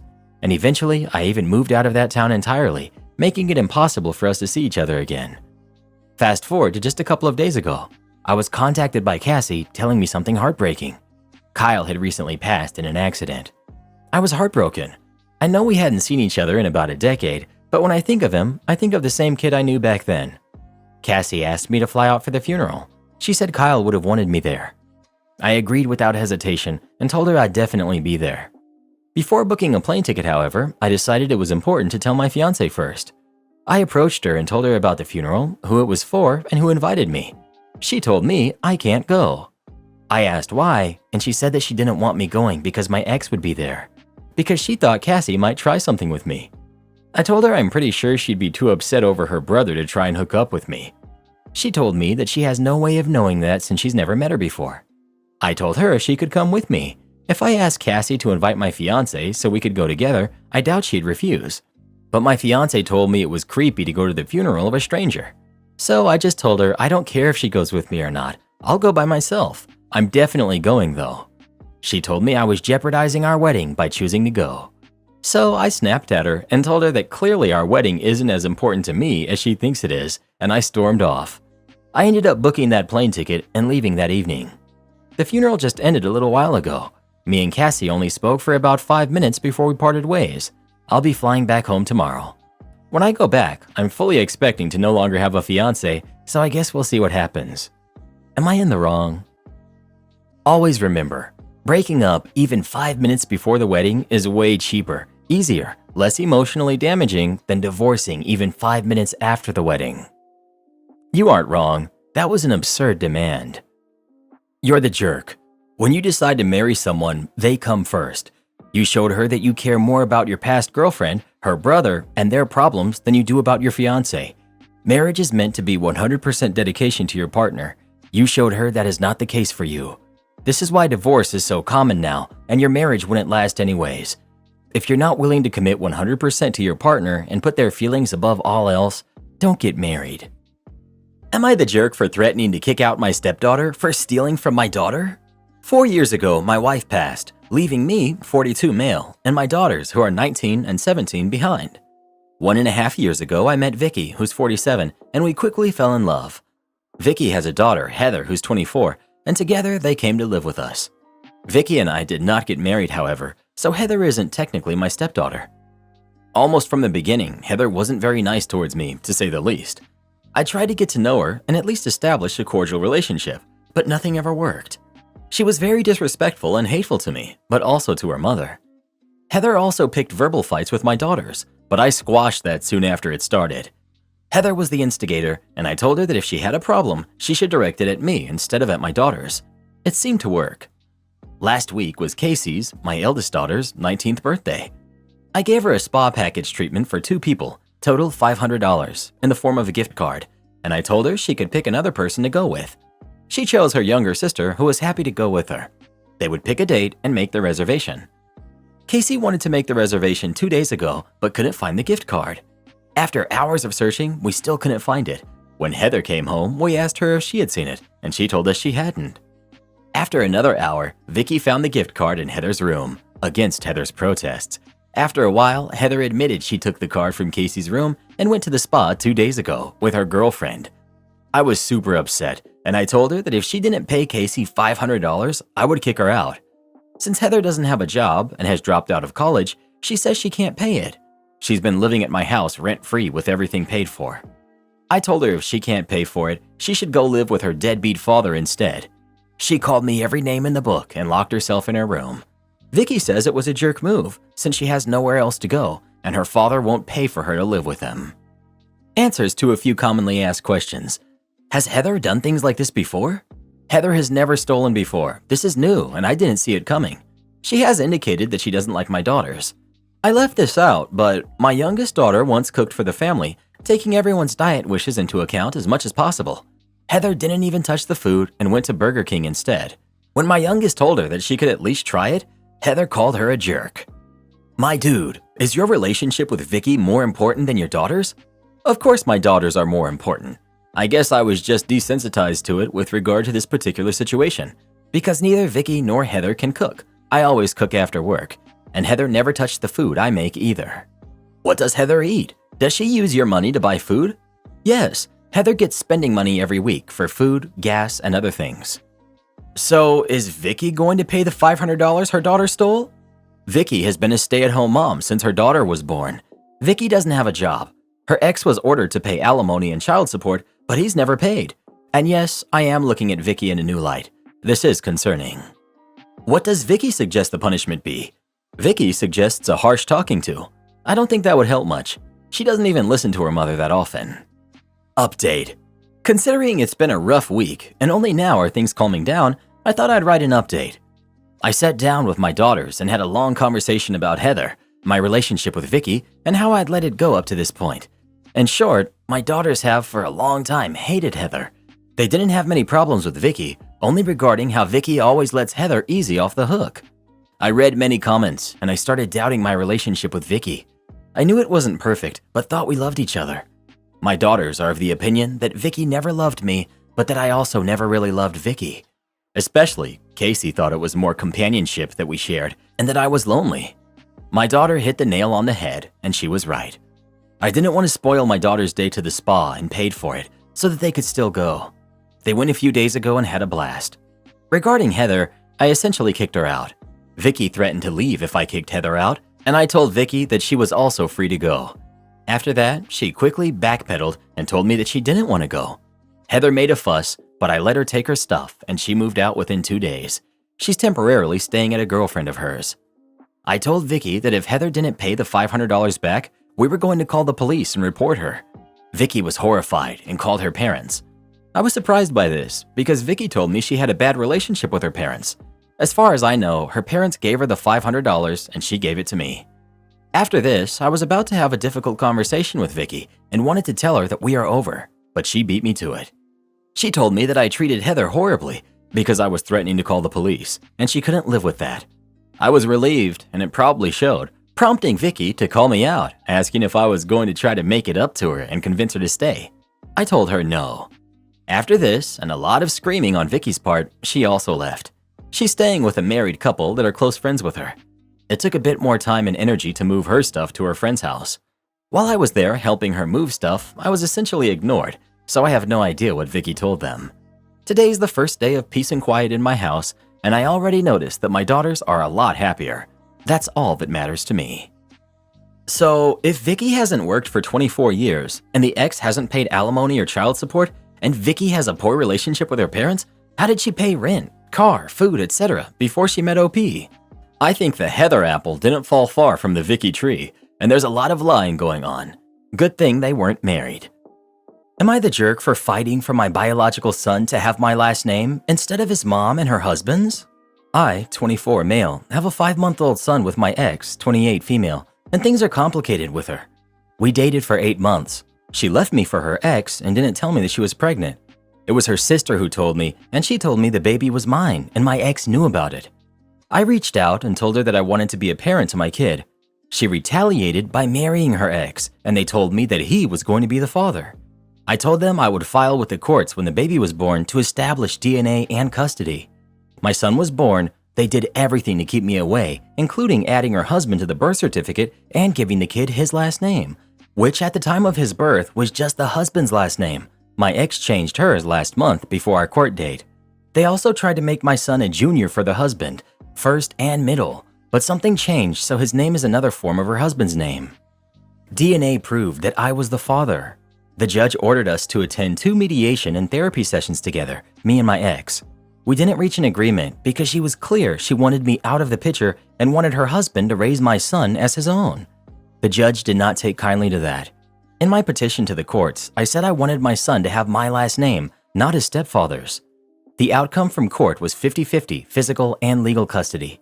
My son's last name was changed, as was his first name, because her ex-husband was bitter he didn't get his junior in my son. We are to communicate through an app about our son and nothing else. Neither of us pays child support. We both have to make decisions for him. I'm also on the birth certificate now. My ex hates me for all of this, but the sorest point seems to be the last name. Her mom called me, and I only met her twice while I was with my ex. But she called me and told me that I was a petty little kid who was playing daddy when her grandson deserved a real man for a father, and he now has one in his mom's husband, and I should have left them to raise him together so he could have the stability of one home. She told me to deny that wonderful man the right to pass his name onto a kid he swore to love as his own is awful, and that my ex, as the mom, should share a name with her child. Then I had one of my ex's friends come up to me while I was out getting groceries, and she called me petty for fighting for my son's last name. My ex also brought it up during our last exchange. She told me she hoped that I was darn proud of myself for fighting over the name when she had her husband's name too, and she wanted it to be their family name, and I denied their son that. She said their son. Am I the jerk? I mean, that sucks, but she's the one who carried the baby, not you. If anything, he should have her last name rather than yours. You didn't carry him for 9 horrible months, but the rest of what she did is pretty crappy. Sorry you're dealing with that. You're the jerk for the specific question of the last name. Her last name is now her husband's. She grew a baby and gave birth to it. Why should the baby have your name instead of his mother's name? A fairer compromise would have been a hyphenated name or her maiden name. I'm super torn on this one because I object to the idea that a baby should get their father's last name by default. It's complicated by the fact that she didn't originally change her last name, but now that she has, it makes it hard for me to decide on this. You're not the jerk on all of the other stuff, fighting for your kid, ensuring you're involved. Kudos to you for being an active and involved dad, but you asked for judgment specifically on the last name piece, so I'm going no jerks here because there really isn't a good answer here. Wow, how messed up can you be? If you don't understand how incredibly selfish you're being in this situation, you're really not fit to be a parent at all. Do you seriously not understand the stress you will put that kid through if he had a name different from the rest of the family? The bullying that will happen to him? Do you really have no clue how that will affect him? Not the jerk, but also everyone sucks here. Neither of you are thinking about the kid's future or how this is going to affect him. She sucks because hiding his true parental lineage is so problematic, especially when it comes to health risks, etc. But for you, I get that he's biologically yours, but socially, why do you want custody? The post hasn't said anything about why you care. To spite your ex? Why do you want to raise a kid in a toxic environment? He's going to have so many issues growing up in such a toxic environment, and I pray for him. OP. Because he's my kid. He deserves to know he was loved and wanted by me, even if the circumstances aren't ideal. You hear about it all the time, where kids end up resentful or lost or feeling abandoned or unwanted because a biological parent chose to not be part of their life. I have friends who went through that, and I know someone who has a very similar set of circumstances. Mom got married when he was very young, and dad decided to let them raise the kid. It messed with his head. The truth always comes out. Well, who do you think is the jerk? OP or his ex? Please let us know. Boss tried to make me work after hours without clocking in. Regretted it the next day. This story is back when I worked at a casino. For anyone out there who thinks that it would be a great job, I can tell you right now, it's not as glamorous as it seems, especially when you're working in the kitchen. Backstory. When I started working at this location, I was young, still in college, and working 2 part-time jobs. At first, it was just okay. I had been hired on as a steward, which is just a fancy term for a dishwasher, which wasn't too bad as it had been the same job I had at the last restaurant I worked at. However, there were a few differences. I won't go into too much detail and name all of them, just the ones that are important to the story. The first one, and the one I liked the best, was that since there were so many restaurants and the stewards were all in one department, we were shuffled around every day. One day you would be working in the steakhouse, the next day the buffet, then the Italian, the sandwich shop and the bingo hall, and so on. This meant that you were always working with other people, interacting with them, and giving a change of scenery. I was told I was odd for liking this, but my counter was that if you did end up working with someone you didn't get along with, then it would only be for a little while until you worked with someone else. The second was that this place hated unions. Twice a year, there would be a meeting that everyone had to attend where they would make these long presentations on how evil and manipulative unions were. Also, there would be signs all over the employee hallways with anti-union propaganda. After working for the casino for some time, my boss approached me asking if I wanted to be bumped from part-time to full-time. I said yes, as the benefits were really good. Not only did I get medical and dental insurance, but I would also be getting access to their lawyers as well as a few other things. I guess it was a good thing that I did because a few months later, there were some major shakeups. I didn't know what caused it, but most everyone there hated the new changes.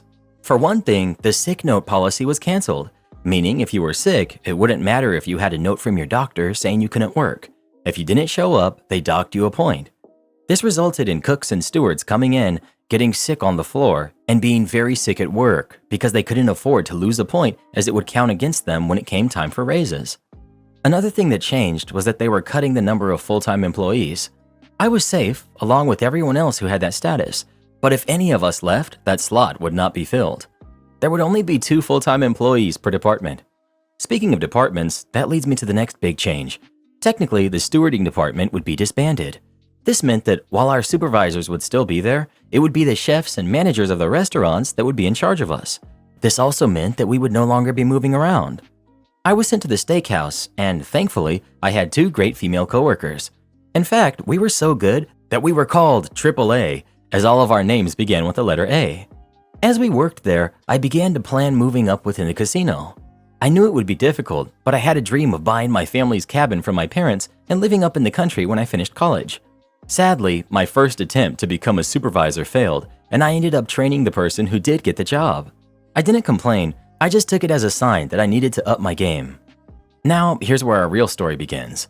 See, our head chef was being transferred to the Italian restaurant and the assistant chef was taking his place, meaning we were going to hire a new guy to take his place.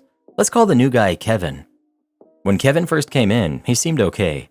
Not great or awful, he was just there and we had no real reason to talk most days as we were usually pretty busy. Then, maybe about a month after Kevin started working there, I had my first real interaction with him, and it was something else. It was at night with the dinner rush just starting to pick up, and I told my coworkers that I was going to fill up my water bottle before it happened. They said okay and that they would begin doing the same once I got back. But before I could leave the steakhouse to go to the break room, Kevin called out to me. Kevin. OP, where are you going? Me. Just getting a drink before we get busy. I told the girls. Kevin. Then why aren't you using the waitstaff drink fountain? Me, blinking and confused. We were told when we started that staff are only supposed to get drinks from the break room. Kevin. Don't give me that. I see the waitstaff getting drinks there all the time. You're just going there to waste time. I'm going to have to write you up for this. Me. Wasting time? The break room is just down the hall. In the time we've spent having this conversation, I could have gone down there, filled up my bottle with ice, gotten my drink, and gotten back. Kevin then opened his mouth, but before he could say anything, the head chef caught sight of us standing there and came over to see what was going on. Before I could open my mouth, Kevin spoke up, explaining the whole thing with a superior look on his face. That, however, faded when the chef spoke. Chef. Kevin, OP is right. Employees are only supposed to use the drink fountains in the break room. I guess I'm going to have to talk to the waitress supervisor about this. OP, go get your drink. I need to talk to Kevin in private. So I did. After that, I was pretty much confused by what just happened. At first, I was willing to give Kevin the benefit of the doubt, believing that he honestly didn't know about that rule, that maybe chefs and supervisors were allowed to use the waitstaff station, assuming that it applied to everyone. However, when I brought this up to my coworkers, they said similar things had happened with them, that he had pulled them over for a minor infraction of the rules, and when they just said that they were sorry, he let them off with a warning.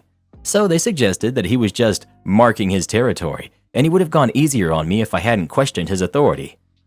It was after that, however, that I began to notice things. Firstly, the waitstaff was no longer talking with Kevin as they were pretty upset with him for getting the crackdowns at their station. It was during this time that I began to realize just how often he hung out with them. He was also always calling over my coworkers, asking them to help with a job like peeling potatoes for hours, leaving me alone. What's more, whenever I stopped to speak with one of my supervisors, who happened to be a young woman, he would yell at me to get back to work. Slowly, I began to suspect that he had other intentions. These suspicions were later confirmed during that summer. For those of you who have never been in a professional kitchen, it can get hot. And in the summer, it can get really hot, and the odors can sometimes overpower you. On this day, I was working at one of our massive sinks, scraping off the remains of perch and giving the pans a deep clean when Kevin called me to the office. Now this was odd, as I had only ever been called to the office to get my 10-cent raises while getting a performance evaluation, and neither of those were to happen until January. Curious, I followed him to the small room where he gestured me to enter first. I did, finding a woman I had never met before sitting at one of the desks there. When I entered, she looked up from her work to give me a curious look that said, "Hello, can I help you?" You know the look. Then Kevin spoke as he shut the door, walking in backwards as he did. Kevin, OP, you stink. The woman sitting there said, Excuse me? At this, Kevin jumped before turning around. The woman was looking at him with rage, while Kevin looked lost. It didn't take me long to realize that he didn't know she was in the room. Kevin, Sorry, I misspoke. I meant that he smelled bad. We're getting complaints about his BO. Now, like I said, the room was small. So small that I felt cramped being in there with two other people. With the way we were positioned, I was pretty close to the woman who was growing more annoyed. The woman said, I don't smell anything. Sir, would you mind if I get a little closer? I said it wouldn't be a problem and allowed her to get close enough to sniff me. She did it maybe 2 or 3 times before pulling away. I don't smell anything. That's when I spoke up. Me. Look, if someone said that I smell, then I'm sorry. But I'm working over greasy sinks full of chemicals to clean off pans with fried perch on them in a room that feels like it's 100 degrees. And on top of that, the aprons we were given are not the best. To emphasize my point, I gestured to my shirt, which was wet and full of bits and pieces of fish. The woman. I see. I'm going to have to take a look at those and see if they need any replacing. OP, how about you cool down for a bit in the break room? Kevin, you stay. We need to have a talk. After that, 3 things happened. The first was that the stewards got new aprons, which made all of us happy as they hadn't been replaced in years. Second, from then on, if Kevin wanted to talk to me about an issue, another staff member had to be there as a witness. And if there wasn't one, I was to find that woman who I learned was the steakhouse manager. Third, all bets were off between me and Kevin. While he couldn't pull me to the side like that, he did start yelling at me whenever he could in public. If he caught me standing around, like when I was waiting for the dishwasher to fill up, he would yell at me to get back to work from across the room before going back to talk to one of the girls. He would just go off on me for any little thing he could just to make me miserable. Soon, I came to realize that he saw me as an obstacle between himself and all of the female staff members, as I was on good terms with all of them. Over the next year, I tried everything in my power to stop him while still trying to get that supervisor position. I went to HR, writing up complaints, only for them to ask, what do you want us to do about this? And when I went to my head supervisor, he just said that I needed thicker skin. It seemed like every day it just got worse. On top of that, my identity was stolen twice. The first targeting my bank account, while the second one was my tax return. With the bank refusing to help and the legal department of the casino dragging their feet to help me, I was in the red for a long time, making my situation all the worse. There would be days when I would have to collect cans in the break room for gas and had to give away one of my cats. And with Kevin adding to my stress, there were days when I honestly thought I couldn't take it anymore. Thankfully, there were good people still around.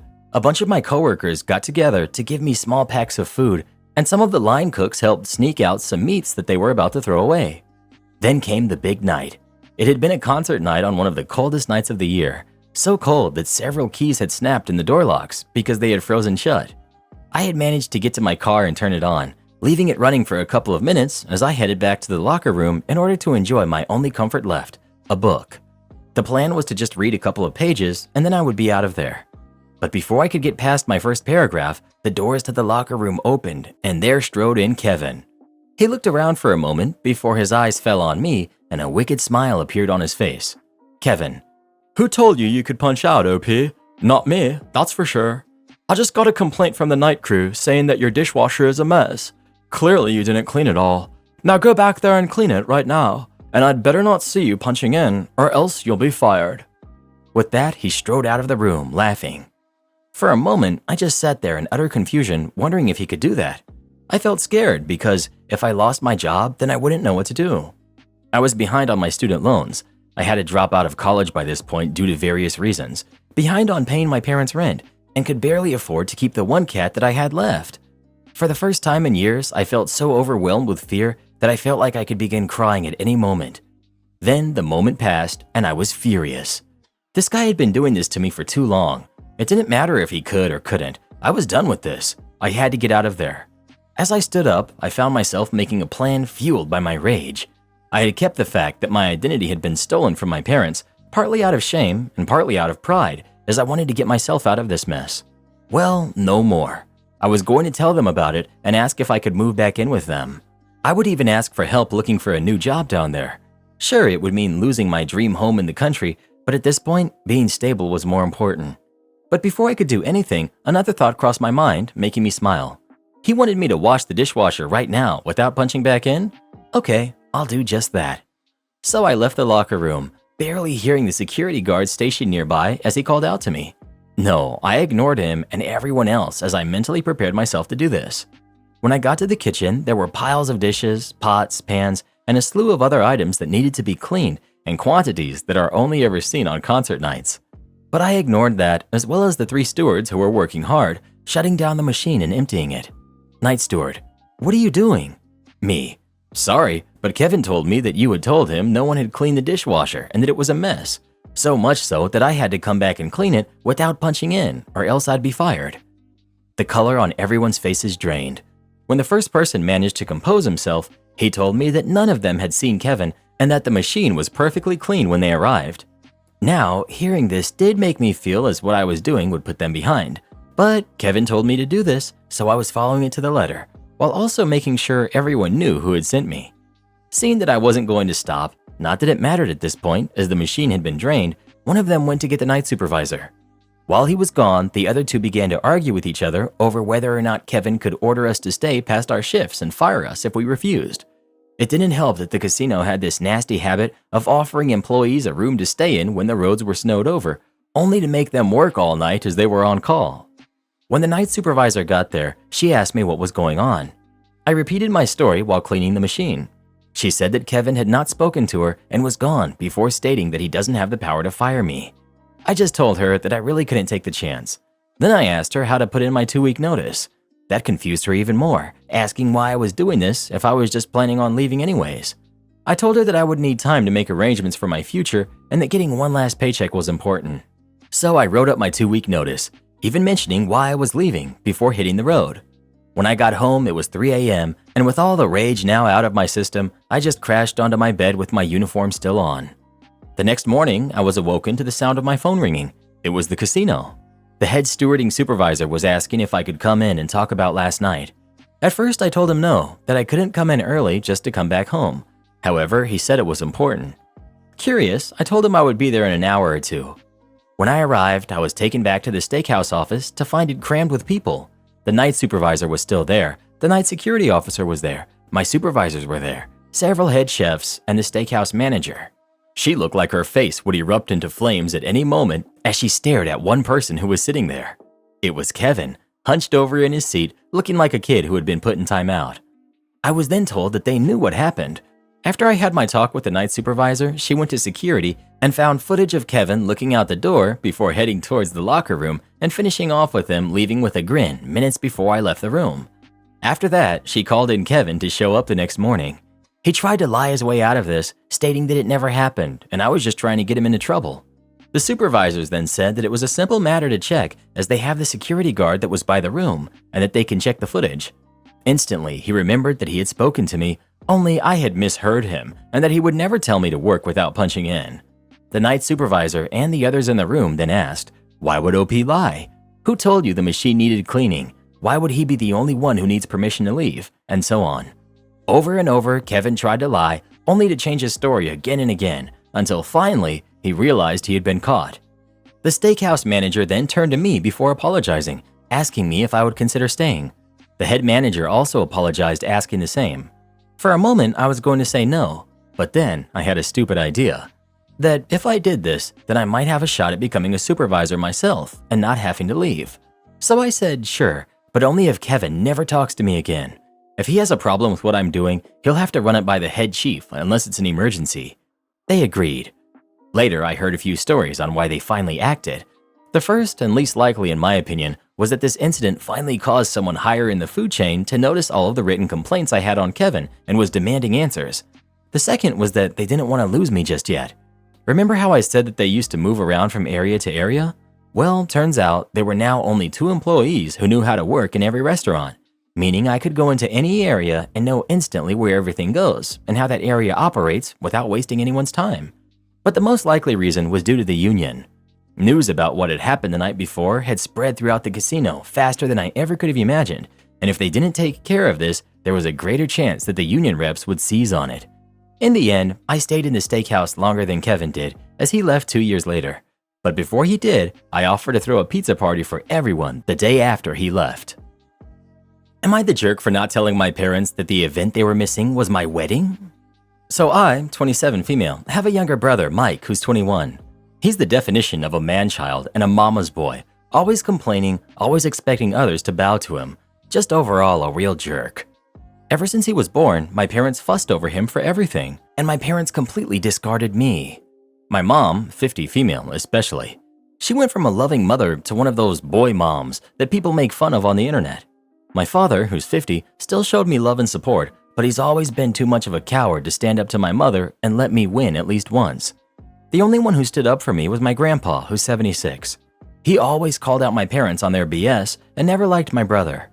I remind him of his late wife, my grandma, and we have a very special bond, but he lives on the other side of the country and I couldn't see him often.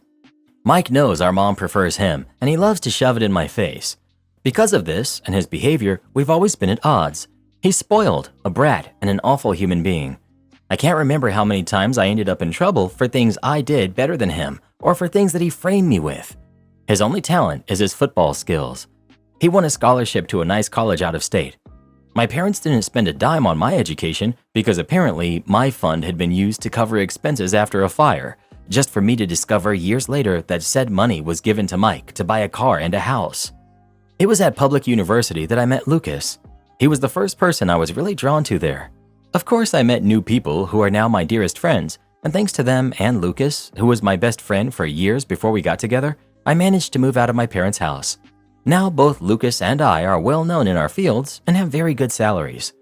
Now to the main issue. Lucas proposed to me a year ago. We're very private people, so we didn't post it on social media or anything, and when I told my parents, they dismissed it with a, "That's nice." I'm starting to think they downright didn't listen to me at all.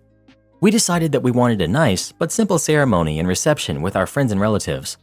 Lucas convinced me to invite my parents and brother, but they never responded to the invite. And whenever I went to visit and began to talk about my wedding, without mentioning it was a wedding, my mom would always speak over me and about my brother's accomplishments and wild adventures. At one point, I got fed up with it and interrupted my mom to tell her that there was an event I was planning to organize, whose date was unmovable. She told me that they couldn't attend because my brother was playing the last game of the season that very same day and wanted them to be there. Of course, this favoritism didn't surprise me. They missed my ballets, shows, and both my high school and university graduations for things about him. At this point, I wanted to be petty.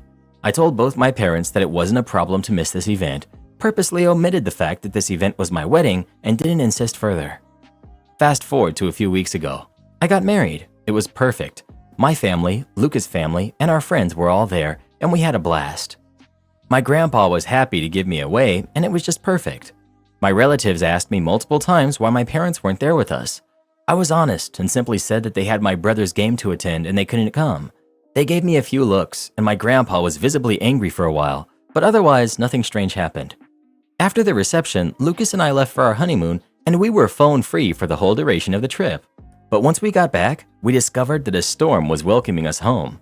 I turned my phone on and was unable to even unlock it before a storm of notifications popped up. Most of them were from my mother and brother. Mike called me all sorts of names and insulted me because, apparently, one of my paternal aunts posted the photos of the wedding on Facebook and captioned it with a very obvious dig at my parents, especially my mom, for missing the wedding. The post apparently went viral in my parents' community, and they've been publicly shamed for their mistreatment. It also turns out that my grandpa personally visited my parents to go off on them, shaming my father, his son, to the point of tears. And this seemed to be my father's breaking point, because he was so distraught for missing his only daughter's wedding and for his father's disapproval that he finally rebelled against my mom and is threatening divorce unless she makes it up to me. I think that's the reason why my mom has been spamming my phone with messages, at first insulting and threatening, and then downright pitiful, full of begging and pity parties. Now I'm at home with my husband, deciding how to approach the situation. Most of my relatives, even those I didn't invite to the wedding, reached out to apologize for what I went through and to claim they had no idea that this is what was going on. But my mom's sisters and friends are belittling me for not telling my mom about the wedding, because now she's inconsolable at the thought of having missed my wedding. Personally, I think she just claims that to save face, but I'm not sure. The latest messages from my father and mother seem extremely sad and hurt for missing my wedding. Now my family is divided on 3 fronts. The majority, who is sticking by my side, my maternal aunts shaming me for hurting my mom's feelings, and my maternal grandparents who are adamant that I forgive my mom in light of her atonement.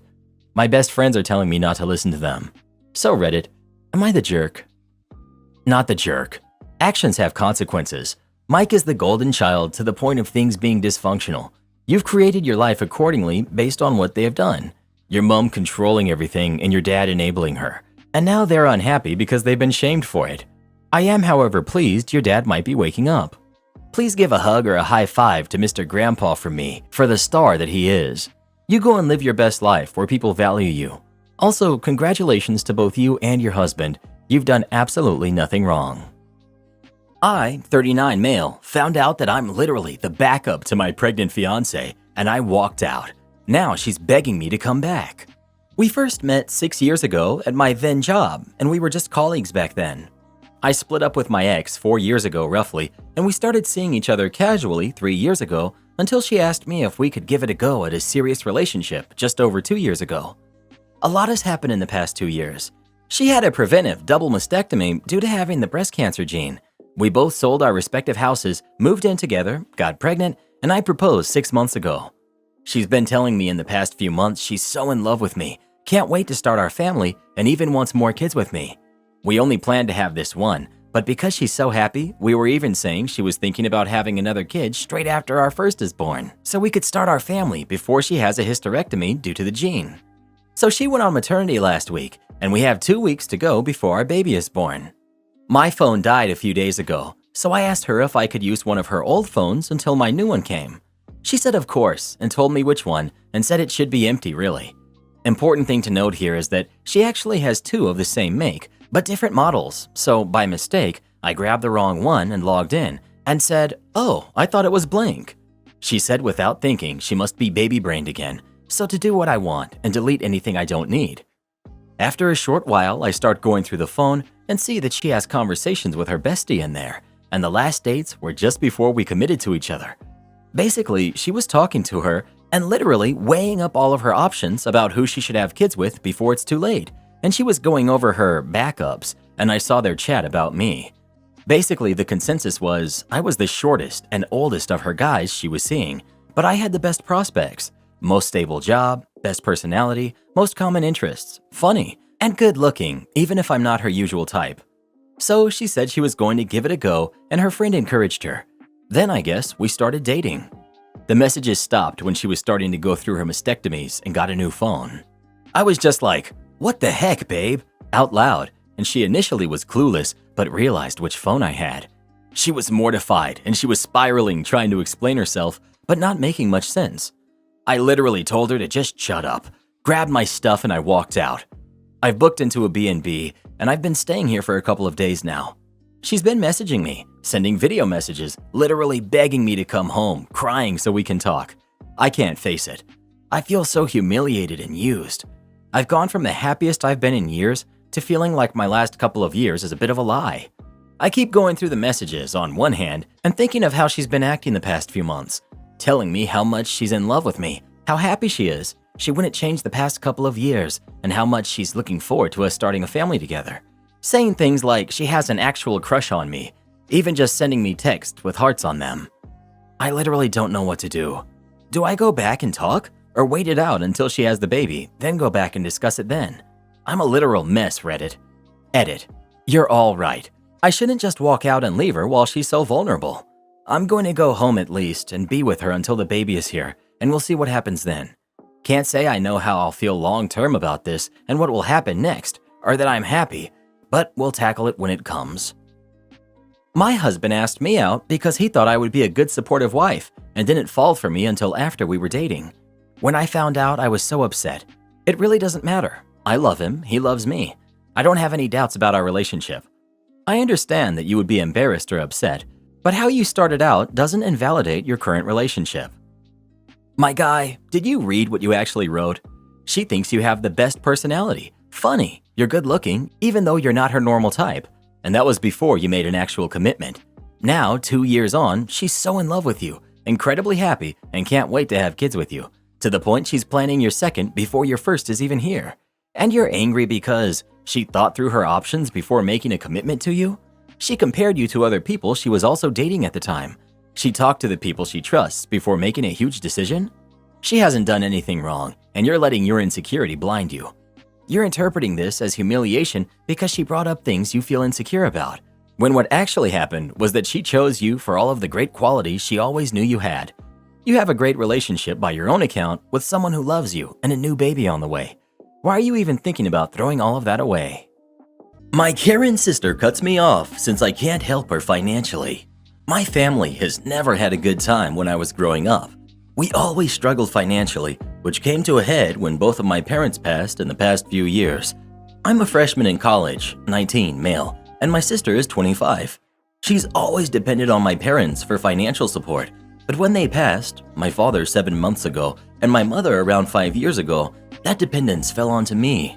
She has problems that make it very difficult for her to work, but she is able to if that place has a good environment, nice and caring people.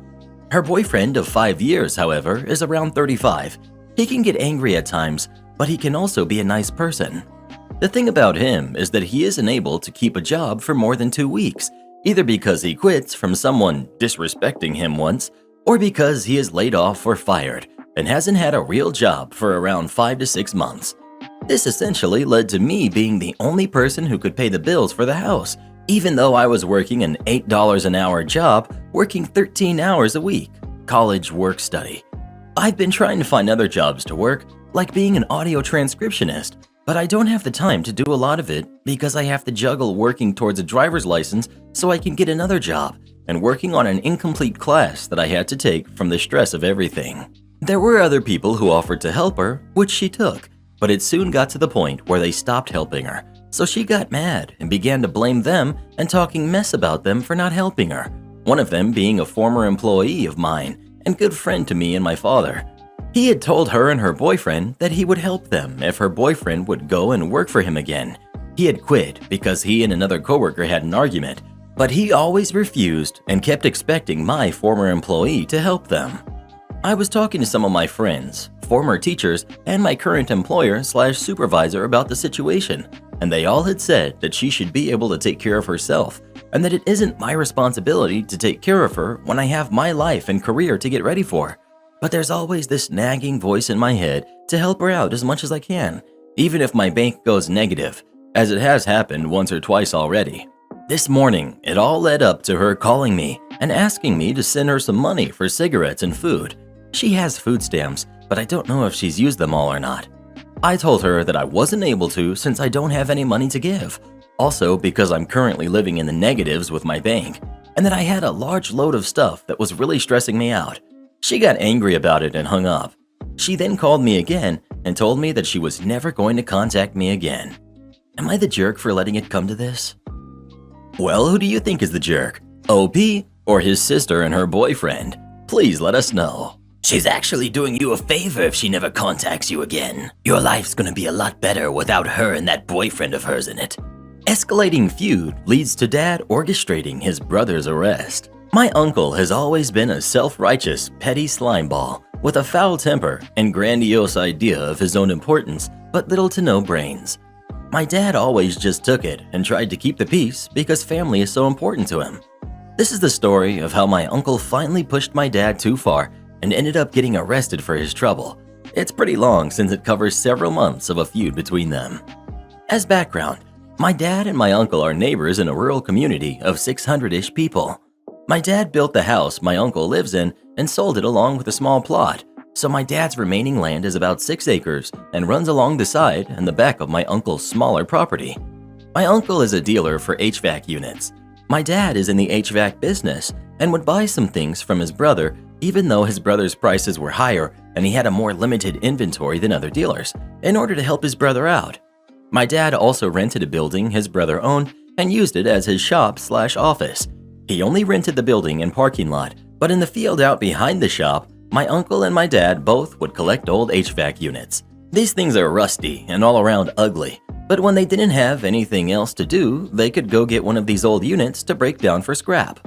The story starts when one day my dad went to his brother and said he needed a certain unit, but his brother quoted him a really high price, and he also couldn't deliver it in the time frame my dad needed.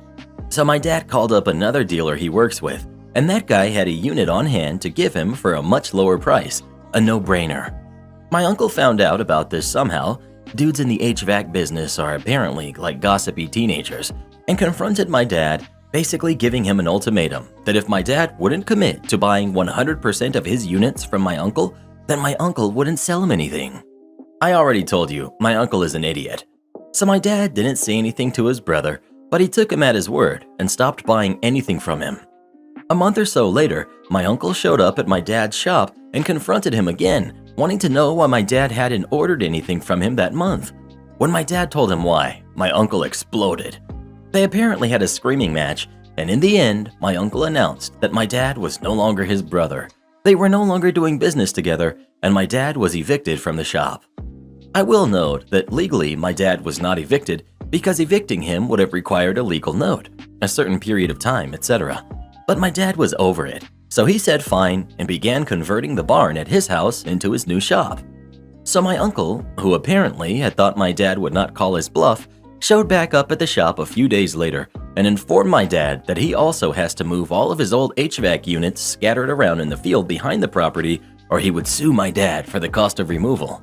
Now, this too probably had no legal power since my dad's lease was only on the building, not the field, and my uncle contributed to and used the old units as communal property. But when my dad is upset, he's really upset. So he agreed to move the old units. He took his tractor over and loaded each one onto his flatbed trailer, drove out behind his barn, and painstakingly arranged hundreds of rust buckets, ugly old HVAC units an inch or two off the property line at the back of my uncle's house. Note that my dad could not see these things from his house due to the way his property is set up, but my uncle had an HD view of them in his backyard. My uncle started being even more of a creep than usual and was always spying on my dad's house, so my dad decided to build a privacy fence down the side of his property that runs along my uncle's property, but not the back of the property where the HVAC units are. The fence guys arrived and worked for a few hours before my uncle came screeching into his driveway and exploded out of his truck, already screaming because these poor fence guys had laid posts or tools or whatever temporarily on his side of the property line as they were building the fence. My uncle called the police, who basically told the fence guys, "Okay dudes, just don't put anything on this crazy man's property," and left. The next day, apparently, someone left a hammer across the property line, so here comes my uncle screaming at them again. He called the police again, but by the time they got there, the guy had already moved his hammer, so the police were just annoyed by this point, but could only warn them not to do it again. Later that afternoon, my uncle called the police a third time, I kid you not. This time, he wanted to report that my dad had stolen a backhoe from him, like one that attaches to the back of a tractor. One that, again, I kid you not, my uncle had given to my dad 2 whole years prior because my uncle didn't even have a tractor big enough to attach the thing to. The cop was not amused when this story came to light, and since it was the same cop who had been there earlier that day, she was beyond annoyed at that point. My dad helpfully said, "Come get the backhoe if you want it," knowing full well my uncle had no way to pick the thing up or haul it even the few feet to his own yard. My uncle replied that my dad was just trying to trap him and would say he was trespassing if my uncle came onto his land, even though the cop was standing right there when my dad offered. And by the way, this conversation was taking place in my dad's driveway. He then said that he wanted to file a complaint with the police that basically amounts to a restraining order against my dad. It isn't a restraining order because it isn't issued by the judge, but the cops treat it that way. It's for habitual trespassers. Annoyed cop helpfully informed my dad that this would mean that even if my uncle texted or emailed him and invited him to come over to his house to discuss things, even if my dad had written proof that he had been invited, if my uncle called the cops or even took a picture of my dad on his property, he could potentially get arrested for trespassing. My dad said he wanted to file one against his brother too. The ProRevenge part of this story is now upon us. My dad knew full well that his brother had no real clue where the property lines were and was not going to dig up the survey to check. He only knew where the lines were because my dad knows exactly where they are and maintains wooden stubs in the ground periodically along his property lines. So when his brother was away for a few days, my dad moved all of the old HVAC units along the property line over further onto his own property by a few feet and moved the stubs back the same distance. So basically, it looked the same as it had before. except it looked like the property line was a few feet further back than it actually is. He then placed some random pieces of scrap across the fake property line, still on his own property, but it looked like it was across the property line if all you had to go by were the incorrectly placed stobs, set up a few game cameras aimed at the line, and waited. Sure enough, his jerk brother came storming out of his house as soon as he noticed this scrap on his side of the property line, crossed the real property line to get a good look at the scrap, and called the police. My dad was waiting for them with his survey showing where the actual property line is, a copy of the report an annoyed cop had given him, and game camera footage of his brother clearly trespassing on his land, and it was my uncle who got arrested. The only way his revenge for all the trouble and heartache his brother caused could possibly have been any sweeter would have been if it were an annoyed cop who showed up at the scene and arrested my uncle.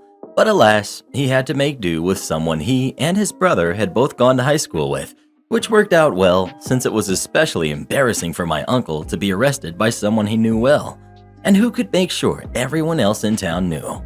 Edit to add, nothing really came of my uncle's arrest, or at least not that my dad has heard about, and he had heard about it since this is a town of like 600-ish people. But it was probably enough for my uncle just to have to get pulled into handcuff, spend a night in jail, and have people know about it, because my uncle hasn't caused any more trouble for my dad other than generally existing where my dad occasionally has to see his truck drive by. My uncle is also now in a business dispute with his wife's sister and his brother-in-law, so presumably he's trying to take his anger out on another target, and also who isn't his older and much larger brother, who has been perfectly willing to beat him up all their lives whenever it's devolved into physical disputes. My uncle, aunt, cousin, and my cousin's wife all unfriended me on social media, so I only know what's going on with them via small-town gossip nowadays. My sister was driving down the road recently, saw my uncle in his yard and waved at him. He turned away like he didn't know her. None of us got an announcement when my cousin's wife had her baby recently, so I think the end of the story is just that we are all dead to my uncle and his family, but he is too afraid to do anything besides pretend we all don't exist. Have you ever had a dispute with a relative? If so, what was it about?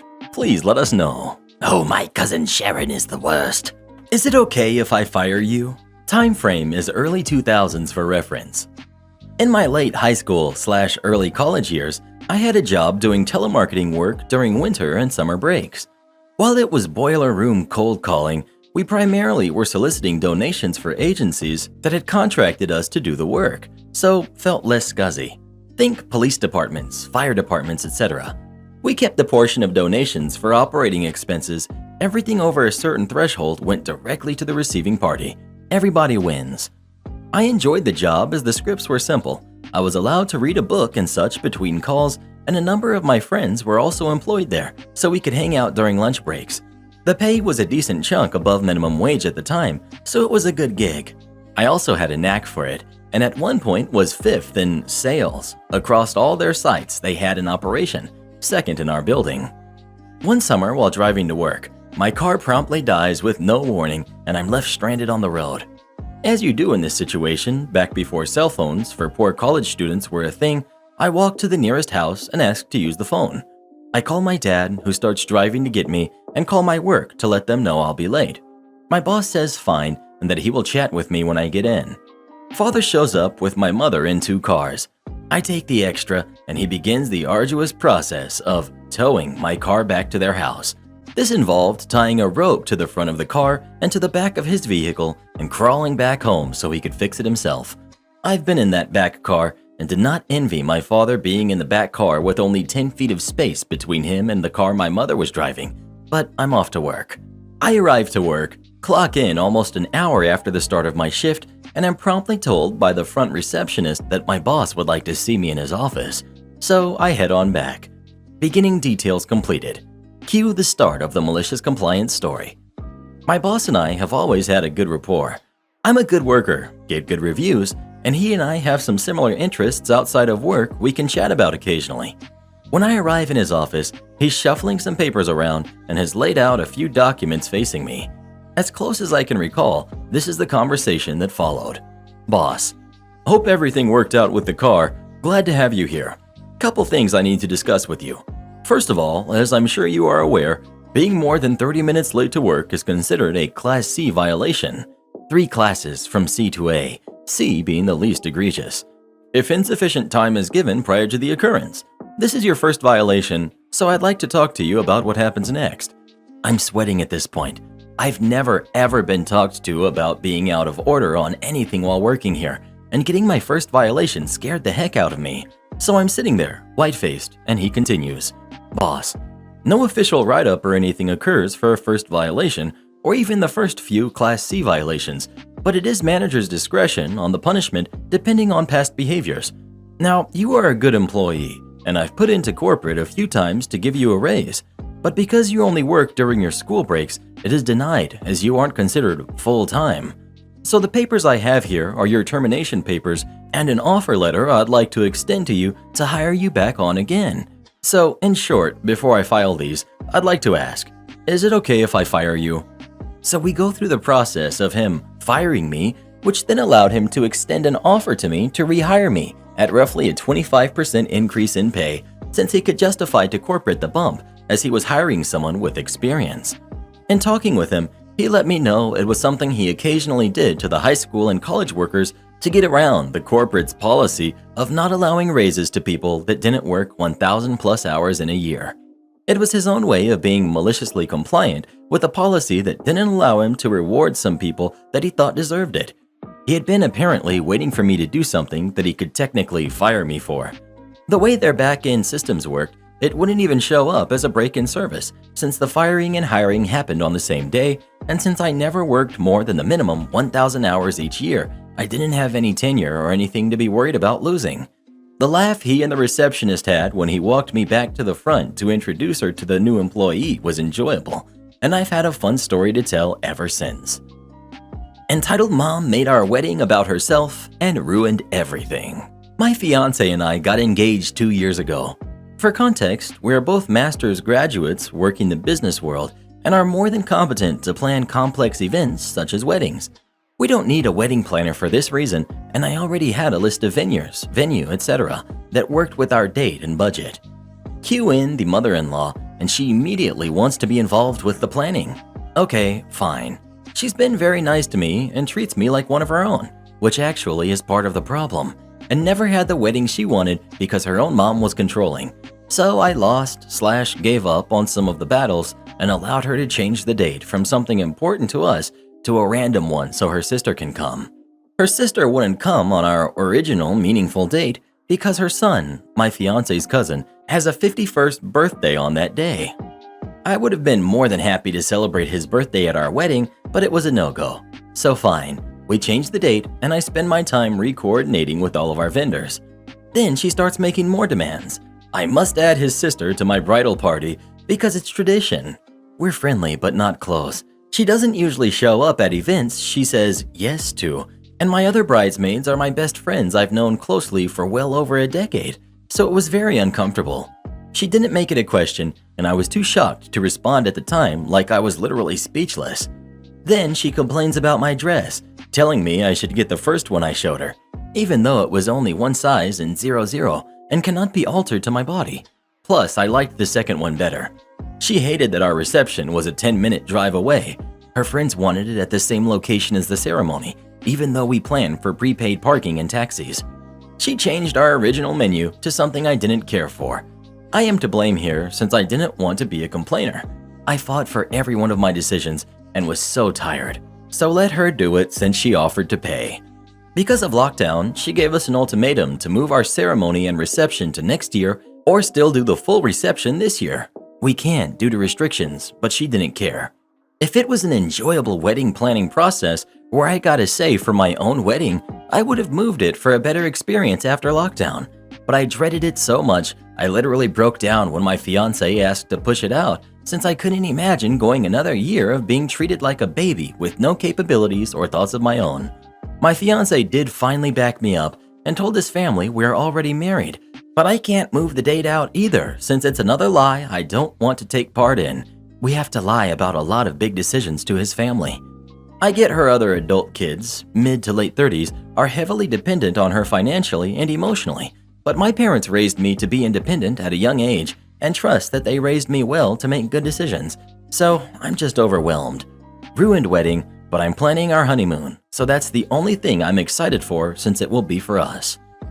Well, what would you do in this situation? Would you let mother-in-law plan the wedding or not? Please let us know. I'd drop you like a hot potato if you let your mom ruin our wedding, Reddit boy. Am I the jerk for not calling my husband my honored husband in front of his parents?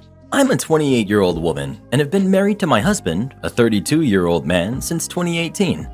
My husband is ethnically Japanese and a second-generation American. His parents are from Osaka. He sort of half speaks Japanese, mostly sentences he has memorized, greetings, and his parents speak great English. On the other hand, I lived in Japan for 3 years, so I am conversationally pretty good. I've studied hard to get to the level I'm at, and I have passed level 2 of the Japanese language proficiency test. Not great, but not bad.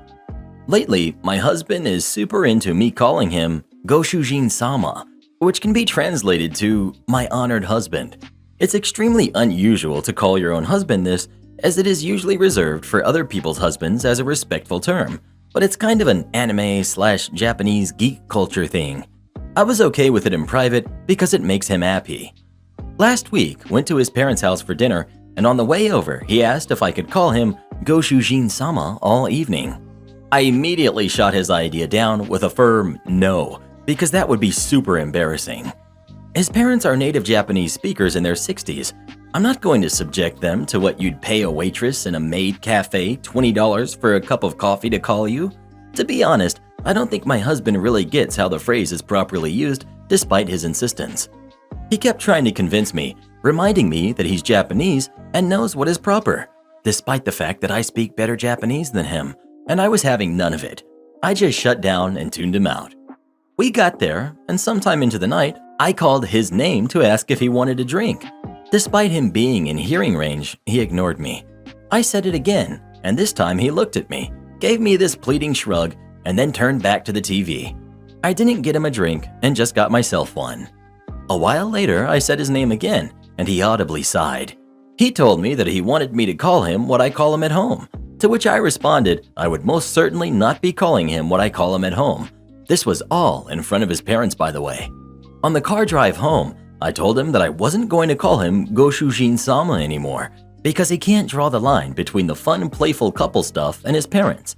He has sulked for the past week, and I don't even know what to do. Normally, I would not even consider the possibility that I was wrong here, but he's normally a very rational, reasonable, and respectful person. I feel like I'm being gaslighted and don't know what to do. Well, what would you do in this situation? Would you call your significant other Goshujin-sama or not? Please let us know. I'll tell you what I'd do is I'd leave you a comment telling you how cringe it is when you mispronounce it. I watch a lot of anime and stuff, so I know these things and I'm cool. You need to change this right now.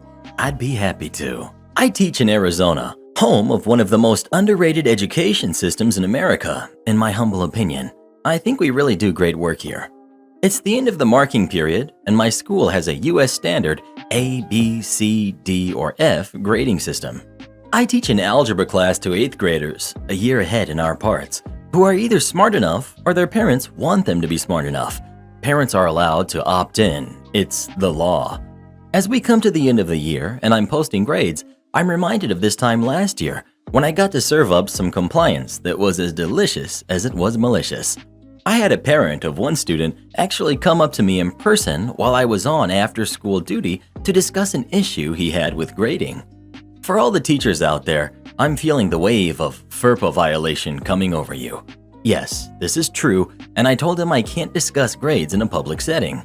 I didn't get to the word setting entirely before he interrupts and says, "BS, we're at school. This is my kid. I'm the one giving permission here, so let me ask you." I'm thinking to myself, been doing that a lot lately. Great, I guess we're doing this while I'm directing traffic. I then realized the issue of safety, so I'm like, "Sir, I need to direct traffic," and then he continues talking utter nonsense. I could only imagine. I wasn't really listening at this point, while I'm looking down the road for more cars to wave down for pickup. He's just going and going. I hear a word or two like, "You said," and "He's already turned in that." And finally, as I get to a lull and look at him, he says to me, "And there's no way that you can fail my kid and put the comment, 'Pleasure to have in class.' You need to change this right now." Enter the light bulb of malicious compliance. That's my third light bulb reference today, by the way. The lull was about to pick back up when I say, "You make a good point. I don't know what I was thinking. I'll change it the second I'm done here." Which is actually possible because I always have an iPad on me pretty much at all times. My wife gets jealous. The Karen of a dad walked off back to his parked car with his kid visible and looking at me from the passenger side, and I swear he actually said, "That's what I thought," which, if you're unfamiliar, is the thing said to you when you've lost an argument that could have been a fight because you chickened out. Not responding to this is conceding defeat, usually. As the dad finishes his little strut to his car, I give the kid a thumbs up, and the kid slowly gives me a sheepish thumbs back. Hilarious. The kid seems to somehow know what the dad doesn't. The second I get to a secure, private location, I go into the grades book and change the comment from "pleasure to have in class" to "respectful to teachers and staff," which is more than I can say for this kid's dad. Needless to say, he still got an F. Deserved. And yes, I made this change on the toilet. Guest upset that windows do not open. This woman was a doozy before she even checked in. About a month ago, she called looking for an extended stay rate because she was moving. I told her for that rate, she needs to talk to sales. She would not shut up. I'm not sure why I would have to talk to sales for that special rate when I was able to book at another hotel with it. We're not the same hotel. I sent her to sales, and a minute later she calls back. No one answered. Did you leave her a voicemail? No. Bruh, if you leave her a message, she will call back as soon as she can. Cue her going into her allergies and hypersensitivities and how everything in the room has to be hypoallergenic and fragrance-free. That's all fine and dandy, but I'm not the one to talk to about that. Okay, ma'am, if you want that extended stay rate and to discuss hypoallergenic accommodation, you will have to talk to a manager. I have no information available to me about what products housekeeping uses, unfortunately. Cue her going into a rant again. I take her info and hand the sales manager a note. The sales manager says she's already on her list of people to call back. Last night, this woman checked in. Thank God it was someone else and not me. I warned my coworker about her and how needy she is. She joked that this lady would come back several times. This was a self-fulfilling prophecy. She comes to me at the desk. Lady, I don't understand. I was under the impression that the window's open. It looks like they can't. Me, no, they do not. Lady, but I thought they did. That's why I asked for a ground floor room by the fields, facing away from the road. Me, I'm sorry, we do not have windows that open, unfortunately. She was extremely distraught. I thought is not the same thing as knowing. She walks away and comes back. I was under the impression that they opened and I could have fresh air. Me, oh, did you ask us if they did? Did someone tell you they do? No. Then what the heck is your problem? That's on you. I thought someone would have taken the courtesy to tell me they don't. I have no idea what to say except sorry, and hotels usually don't have windows that open unless you have a patio. What kind of hotels have windows that open? Not many, at least in the States. That would be such a liability issue. Sorry, we did not read your mind. Am I the jerk for yelling at a lady who untied my dog while I was grocery shopping? I take my high-energy border collie for daily walks. A few days ago, I was discussing with my husband how strange I think it is when people come up and ask to pet my dog when we are out and about. Always older, overly friendly women. Sometimes these walks involve errands where I tie my dog's leash to a bike rack out front. This morning, we walked to the grocery store to pick up a few things, and I left my dog tied securely at his usual spot. As I'm heading inside, an older woman says to me, "What's your dog's name?" I thought to myself, oh no, I don't want to engage with her. So I just gave her a short glance and told her, and I raced into the store. I spend 5 minutes inside the store, then come back out and see this woman holding my dog. She had apparently untied him and moved him to a new spot. As I walk out, I gave her the death stare and said, "What are you doing?" She explained that she thought the spot I left him in was too wet, so she wanted to move him to the other side of the building. Then she couldn't hook the leash up, so she just decided to wait with him until I returned. I lost it on her outside of the store and told her to never touch my dog again, or he may bite her, and she should never move other people's dogs without them knowing. Now I feel somewhat guilty for yelling at her when she was probably just clueless and trying to help. Am I the jerk for yelling and leaving my dog unattended when I know this behavior exists where I live? Or is she to blame for moving and touching my dog without my permission? Edit. She was trying to move my dog to the designated dog leash hookup spot with water bowls. Unfortunately, my leash does not hook up to it. It is very common where I live to leave your dog outside while you run into a shop. Edit 2. Thank you everyone for your feedback and schooling me on dog theft. Truly never crossed my mind it could be an issue in this town. I've now decided that my pooch will be staying at home for my walks that involve errands. Edit 3. I just came back from the same store, Sans Dog, and the same lady was there. Looks like she works there out front, sanitizing and returning carts, so any speculation that she was in the process of stealing my dog can be debunked. Edit 4. The conversation with my husband and us thinking it's strange for people to ask to pet our dog was in the context of everything going on right now and social distancing. Under normal circumstances, this obviously would be fine, but older, aka more at risk, women wanting to rub their hands all over something that they don't know where it's been seems strange. Plus, coming close enough to pet the dog is breaking social distancing guidelines. Karen tries to make me do yoga. Our family has Pancake Sundays, which is where our house gets together for a sit-down family breakfast with my mom's infamous pancakes. As you would expect, I'm always down for it. Love family time, love pancakes. My family is also very active and athletic, and usually does a workout or yoga in the mornings. However, I'm not a very athletic or active person, and because I hate being compared to the rest of my family, I hate feeling weak while they exercise. I usually don't work out with them. Last week I did do yoga though, because my mom asked and it was Mother's Day. This week, my mom said I wasn't allowed pancakes unless I did yoga with them again. I said that was fine, I still wasn't going to do the yoga, but was a bit upset that she was trying to force me to do something I didn't want to do. In the morning, my sisters kept texting me for me to come to breakfast, but I didn't really want to because watching everyone else enjoy pancakes while I didn't wasn't super appealing to me. Finally, I went up because I didn't really want to miss family breakfast, only to see that my mom made my favorite crepe pancakes that she only makes for birthdays, along with fruit and whipped cream.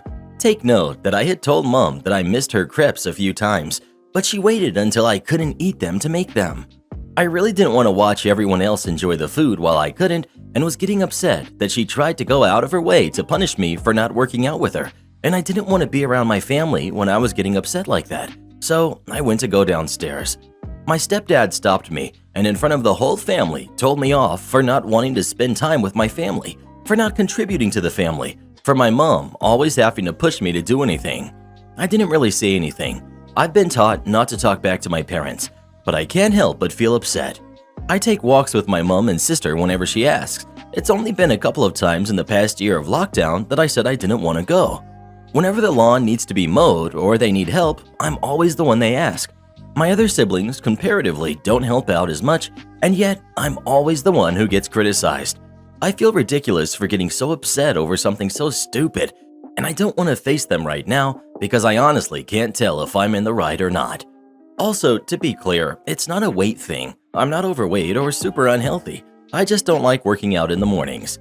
Edit for info. I'm 19 and have been living with my family since lockdown started. I was in college residence before that. Edit. Thanks to everyone who commented. Honestly, I thought that it was mainly going to be me being the jerk, so I'm kind of surprised that almost everyone said I'm not the jerk. A lot of what people made me think a lot. I'm pretty used to just accepting that my parents are right and I'm in the wrong, and just trying my best to move on. Honestly, I wish I could say this means that I'm not going to take it from them anymore and finally put my foot down. But my parents are paying my college tuition while I pay living expenses. So until I have a job that lets me pay them back, I'm going to have to put up with it or else they won't support me anymore. Thanks anyway, everyone. Glad to know I'm not completely crazy for getting upset over this.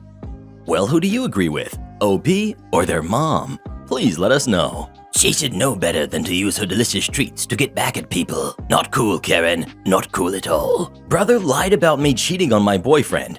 I got revenge. My brother, 23 male, we're twins, is so mean to me, 23 female. But the worst thing happened 5 years ago. I got my first boyfriend when I was 18 and a senior in high school. I know we were young, but I really loved him. We had been dating for 10 months when my brother randomly decided, for literally no reason at all, to make up a story about how he caught me cheating and tell it to my boyfriend. He planned it all out, he came up with details, he made it sound real. And because he's such a scarily good liar and a master manipulator, my boyfriend believed him. No matter what I said or did to prove it wasn't true, he believed my brother over me. My brother kept up with his act the entire time and refused to admit he was lying. At one point, I thought I'd finally gotten my boyfriend to believe me, but then he broke up with me a few months later and confessed it was because he was still convinced I had cheated on him and he couldn't move past it. He said, "The worst part is that you won't just tell me the truth." And not to sound dramatic, but that still haunts me.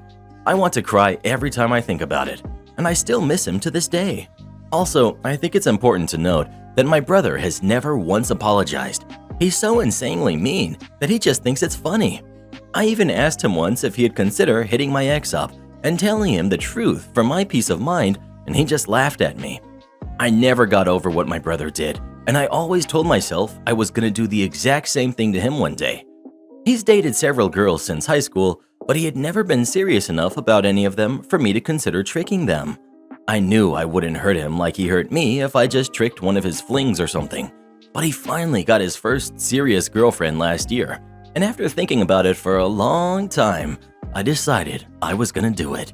We live in different places now, so I had to do it all online. I used a different method than he did.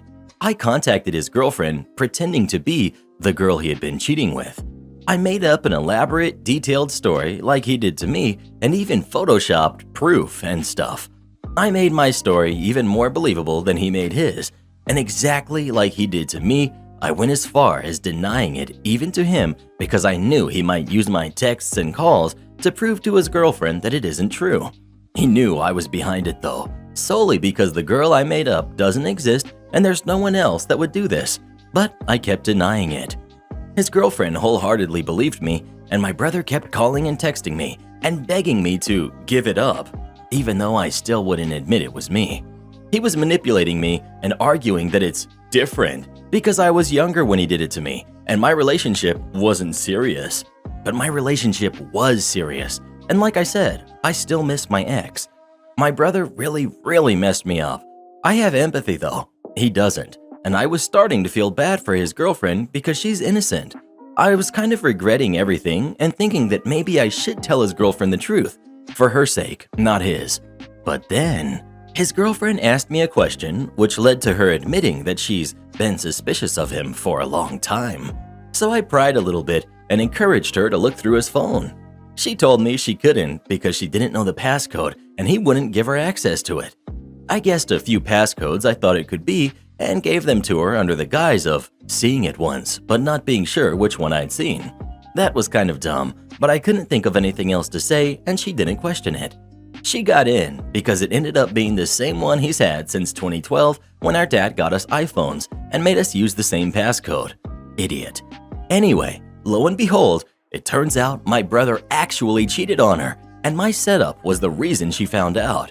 He's been talking to and hooking up with multiple girls for pretty much the entirety of their relationship. I'm not surprised because he's a terrible person and cheating seems right up his alley, but I'm shocked at the same time. I literally can't believe things worked out this perfectly. It feels like a dream or something. The universe loves me. I hate to revel in his girlfriend's misery, but I was feeling guilty about her being collateral damage, so I feel like this is the best possible outcome. My lie ended up being the truth. Well, not exactly, but you know what I mean. So I didn't scar his girlfriend or leave her with permanent damage for no reason. All my interference did was speed up the process of the truth coming to light. In fact, my brother may have been able to hide his cheating forever if not for me. He probably would have just manipulated his girlfriend and or refused to give her phone access forever. She hasn't broken up with him, and I'm honestly not sure if she will. I don't know how relevant that is, but it attests to how manipulative he is. He does people over all the time, but somehow always gets his way anyway. It's honestly infuriating and scary. Anyway, I'm still not going to admit to my brother that I'm behind it all, because there's no point. That would just get me in deeper trouble. I got a comment on my original post that said, "Deny till you die, baby." And that's exactly what I'm planning on doing. Life is crazy. What would you do if someone messaged you telling you that your boyfriend or girlfriend was cheating on you? Please let us know.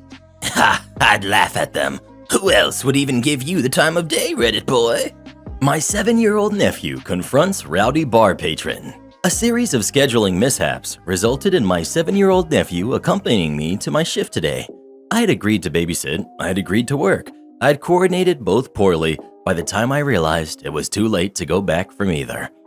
I felt bad about my sweet little guy having to spend the afternoon in a boring restaurant when we usually do something fun together, so tried to find safe and appropriate ways for him to get involved. I lucked into finding a trainee badge at my station. I got him all set up with an apron, a pad, and a PPE and started having him take all tables orders with me.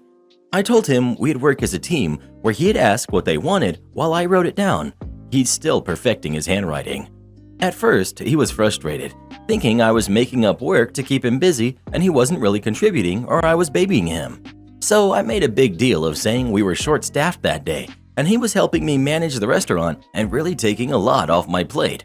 The other staff backed me up on this, and then he got super excited. He was very into it, more affable, professional, and engaging than plenty of other trainees who've come through the doors. It was adorable. He was enjoying himself, and it was great for my tips. Win all around. I work in a very family-friendly restaurant, and most of the tables had kids themselves, so we're great with humoring him and had no problems answering repeat questions or waiting a second when he forgot his lines. But then disaster struck. I got one of those awful customers at the bar, getting hammered in the middle of the day and impossible to satisfy. He was your typical grumpy boozer. Older, tank top, no deodorant, no tip. Phone ringer turned to the loudest setting, kept trying to light up despite our explicitly clear no smoking signs, and so forth. Most people were very kind in raising concerns about their meal because they saw I had a kid with me. Regulars who I know to be the type to shout, "Ketchup!" across the room or snap their fingers to get my attention were instead flagging me down and saying to my nephew, "Excuse me, young man, when you have a second, would you mind getting more ketchup, or another glass of water, or a new place setting, or whatever the case?" Started thinking I should take him with me to work every day. But this bar patron was shouting, "Another!" and pounding his fist and making a scene. I had my little guy hang back while I was dealing with this patron, but the restaurant isn't huge. He could clearly see what was going on, and I could tell he was checking my interactions with this bar guy. I gave the bar patron several quiet reminders as to how he needed to conduct himself, but they did not penetrate at all, and I was becoming visibly anxious. Not only because of my nephew, but out of concern for the comfort of the other tables and bar patrons. So then it escalated to the point that we had a real problem. The man was making obnoxious comments about the service and yelling at the game we had on the TV. My nephew was not the only kid we had in the place, so this was particularly unacceptable. Every time his team did something he didn't like, he was yelling words he had no business yelling in our restaurant. I told him more than once to cool it, but the game was almost over. It seemed like he'd come in to watch it, so I figured once it wrapped up, he'd leave and I can avoid a confrontation in front of my nephew. I figured he'd be nervous with all the shouting and the words being said.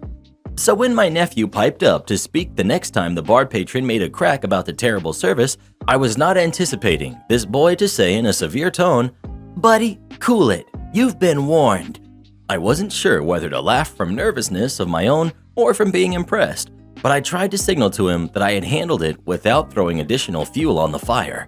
We had maybe 15 more minutes of peace. Then someone in the game scored, or didn't score, or something undesirable for his side, and he erupted yet again with a string of words he shouldn't have been saying. We sort of tolerate a little of that behavior after about 7 p.m., but not during the day, and I'd already tried to set him straight more than once. I was getting really harried, and we actually were short-staffed that day, so I was not merely as mentally or physically equipped to deal with it as I otherwise might have been. Before I can make up my mind as to how we'll handle the situation, my nephew charges over and goes, "All right, that's it. Settle your tab and find the door." I wanted to rush in to intervene, but I just froze. Everything was so tense, I lost my ability to speak the English language, my only language, for a few seconds. The guy started responding, making no mention of my nephew's age, instead remarking on how the service had been slow and the TV's picture quality had been lousy, and he wanted a refund. My nephew goes, "Don't like it here? Then it's a good thing you're leaving, but not before you settle up." And then he gives me this affirmative nod, like we were foxhole buddies or allies. That snapped me back to reality, and I was hurrying to get in the middle of them, but before I knew it, My 4-foot-something nephew is chesting up and practically shouting, "Are you leaving or do I have to make a call?" And the guy was stunned into silence. Both because I'll bet he was unsure of what my nephew meant by that, I know I was, but also because he probably noticed he had attracted the attention of other bar patrons who were just as upset about how this game was turning out, so eager for an excuse to get physical. Like an old guy picking on a kid, if I could feel them staring daggers through him, he certainly must have, even in his altered state. So he slapped some money on the table, the bartender didn't even bother to count it, and he stumbled off. We watched and made sure he wasn't driving. I was relieved the conflict was resolved, and the rest of the shift went off without a hitch. My nephew was even more popular in the restaurant for the remainder as well. When it all finally wrapped up, and I had a second to catch my breath and clear my head, I asked him where on earth he got all that from, and perhaps, not surprisingly, he said, "Nah, I don't know. It's how I saw the bar people on TV talk." I asked him, "Who were you fixing to call?" And he said, "Well, no one. It's what they say on TV. I figured he'd know what it meant." I was too amused and surprised and relieved, and in a rush to get him back in time for pickup to dig too much deeper. But I'm assuming by the bar guys on TV, he meant Cheers. My sister and I loved that show growing up, and I would be shocked if he's already watching Sunny in Philadelphia. But he has an older brother, so who knows. I might have to follow up on this actually. His mom was also amused, but unlike me, not surprised by the showdown. She was pleased to see her son made in tips her babysitting fee and then some. It was touch and go at a few moments there, but overall, a good and memorable shift that I just had to share. I don't work for your store. A decade ago, I worked as the resident technician at Staples. I repaired computers for our store's customers. Our uniform was khakis and a black polo with a lime green collar and company name and logo on the chest. I got off shift and headed over to Best Buy to look at DVDs. While I'm there, I spot a regular customer of mine. She was an odd duck, but very sweet and used to being treated poorly because of how she dressed, even though she was just a little old lady in Maine. Think tan mom crossed with any super gaudy golden everything. She just liked weird clothes and outrageous makeup and nails. Anyway, she knows I don't work at Best Buy, but couldn't get anyone to help her. I wasn't doing anything important, and she had bought hundreds of dollars of stuff from me over the last few months, so I started my sales questions. I like to know what people are looking for, what they intend to use the product for, and price range. Often, people insist they need one thing, but actually need something completely different, and it's easier to ask rather than to do exchanges. We go to the computer section, and I try to find an associate while helping her. We hop on a demo laptop, and I do a Best Buy search for things she might be interested in. What she wanted didn't appear to be in stock, so I switch over to the Staples site to see if we had it in stock. We did have it, and I told her I'd meet her at the store as soon as I finished buying DVDs. I said maybe 20 minutes, as my store was only a mile or so down the road from the mall. She left, and I got into line. All of a sudden, I get yanked out of line by a man I've never seen in Best Buy floor manager attire. He proceeds to drag me to another register, and I'm thinking this is a rude way to open a new lane. He pulls me behind the register and tells me to open up and start ringing up customers. I just have a stupid look on my face as I don't know what's happening. I try to say that I don't work there, but he isn't listening. A couple of people are staring at us from other lines. I say I can help if they really need it, but I don't know how to work their system, and I shouldn't be handling money since I don't work there.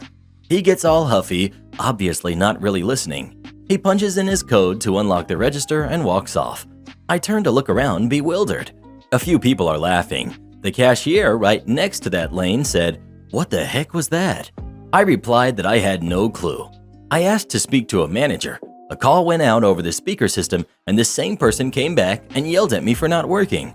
I asked for his boss. He threw a tantrum, but the cashier called the store manager on her own as they obviously saw that their floor manager was off their rocker. The GM comes over and asks what I'm doing behind a register, and I said I don't know. I was just trying to buy 2 movies. The GM said that I shouldn't be trying to check myself out, and I said I wasn't trying to. The floor manager keeps spouting off that the new hires are awful. Then it clicks for the GM. I lay out the story, including how the register was unlocked for me and how I could have just emptied the register and taken off. The GM lays into the floor manager, pointing out my uniform is a competing store with a different color scheme. the floor manager realized how stupid they had been and was told to wait in the GM's office. I got my stuff rung up and paid for at the register they had stuck me at, and I headed back to Staples. All in all, I spent an hour at Best Buy. It was a funny story to tell the lady waiting at Staples. My boss even had me log back in to ring her out and said he would log me out in an hour so I'd get paid for the time I spent making a sale in my off time. Do you remember the store called Best Buy? If so, what was the last thing you bought there? Please let us know. Oh, who needs Best Buy when you've got Amazon? Am I the jerk for threatening to terminate an employee if she doesn't surrender her pet fox? For context, I work in engineering and am a manager of 4 employees, out of 40 or so at our office. A while back, one member of our team was talking about how she was planning to get a pet fox. I didn't think much of it. I looked it up, and they're legal in our state. She apparently got the fox about a month ago and has been sharing pictures of it frequently with others, including keeping one on her desk. But we've also been noticing several problems. Firstly, when she first got the fox, she was missing from work quite often. She was leaving early, taking 3-hour lunches, and arriving late almost every day.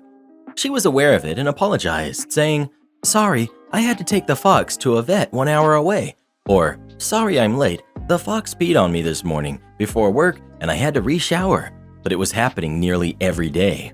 I talked to her about it and she was embarrassed and said that she'll do better.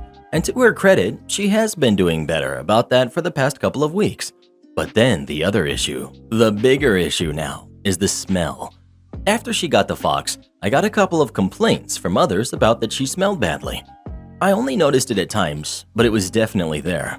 Most noticeably, on top of that, when she said she was late because she had to re-shower when the fox peed on her. I'm not sure if she actually showered, but it certainly didn't smell like it. But more recently, it's becoming almost constant. When she walks into the room, you can smell it. Even if she leaves her jacket on the desk when she goes out to lunch, the jacket smells like fox. And it was much worse this week than the week before.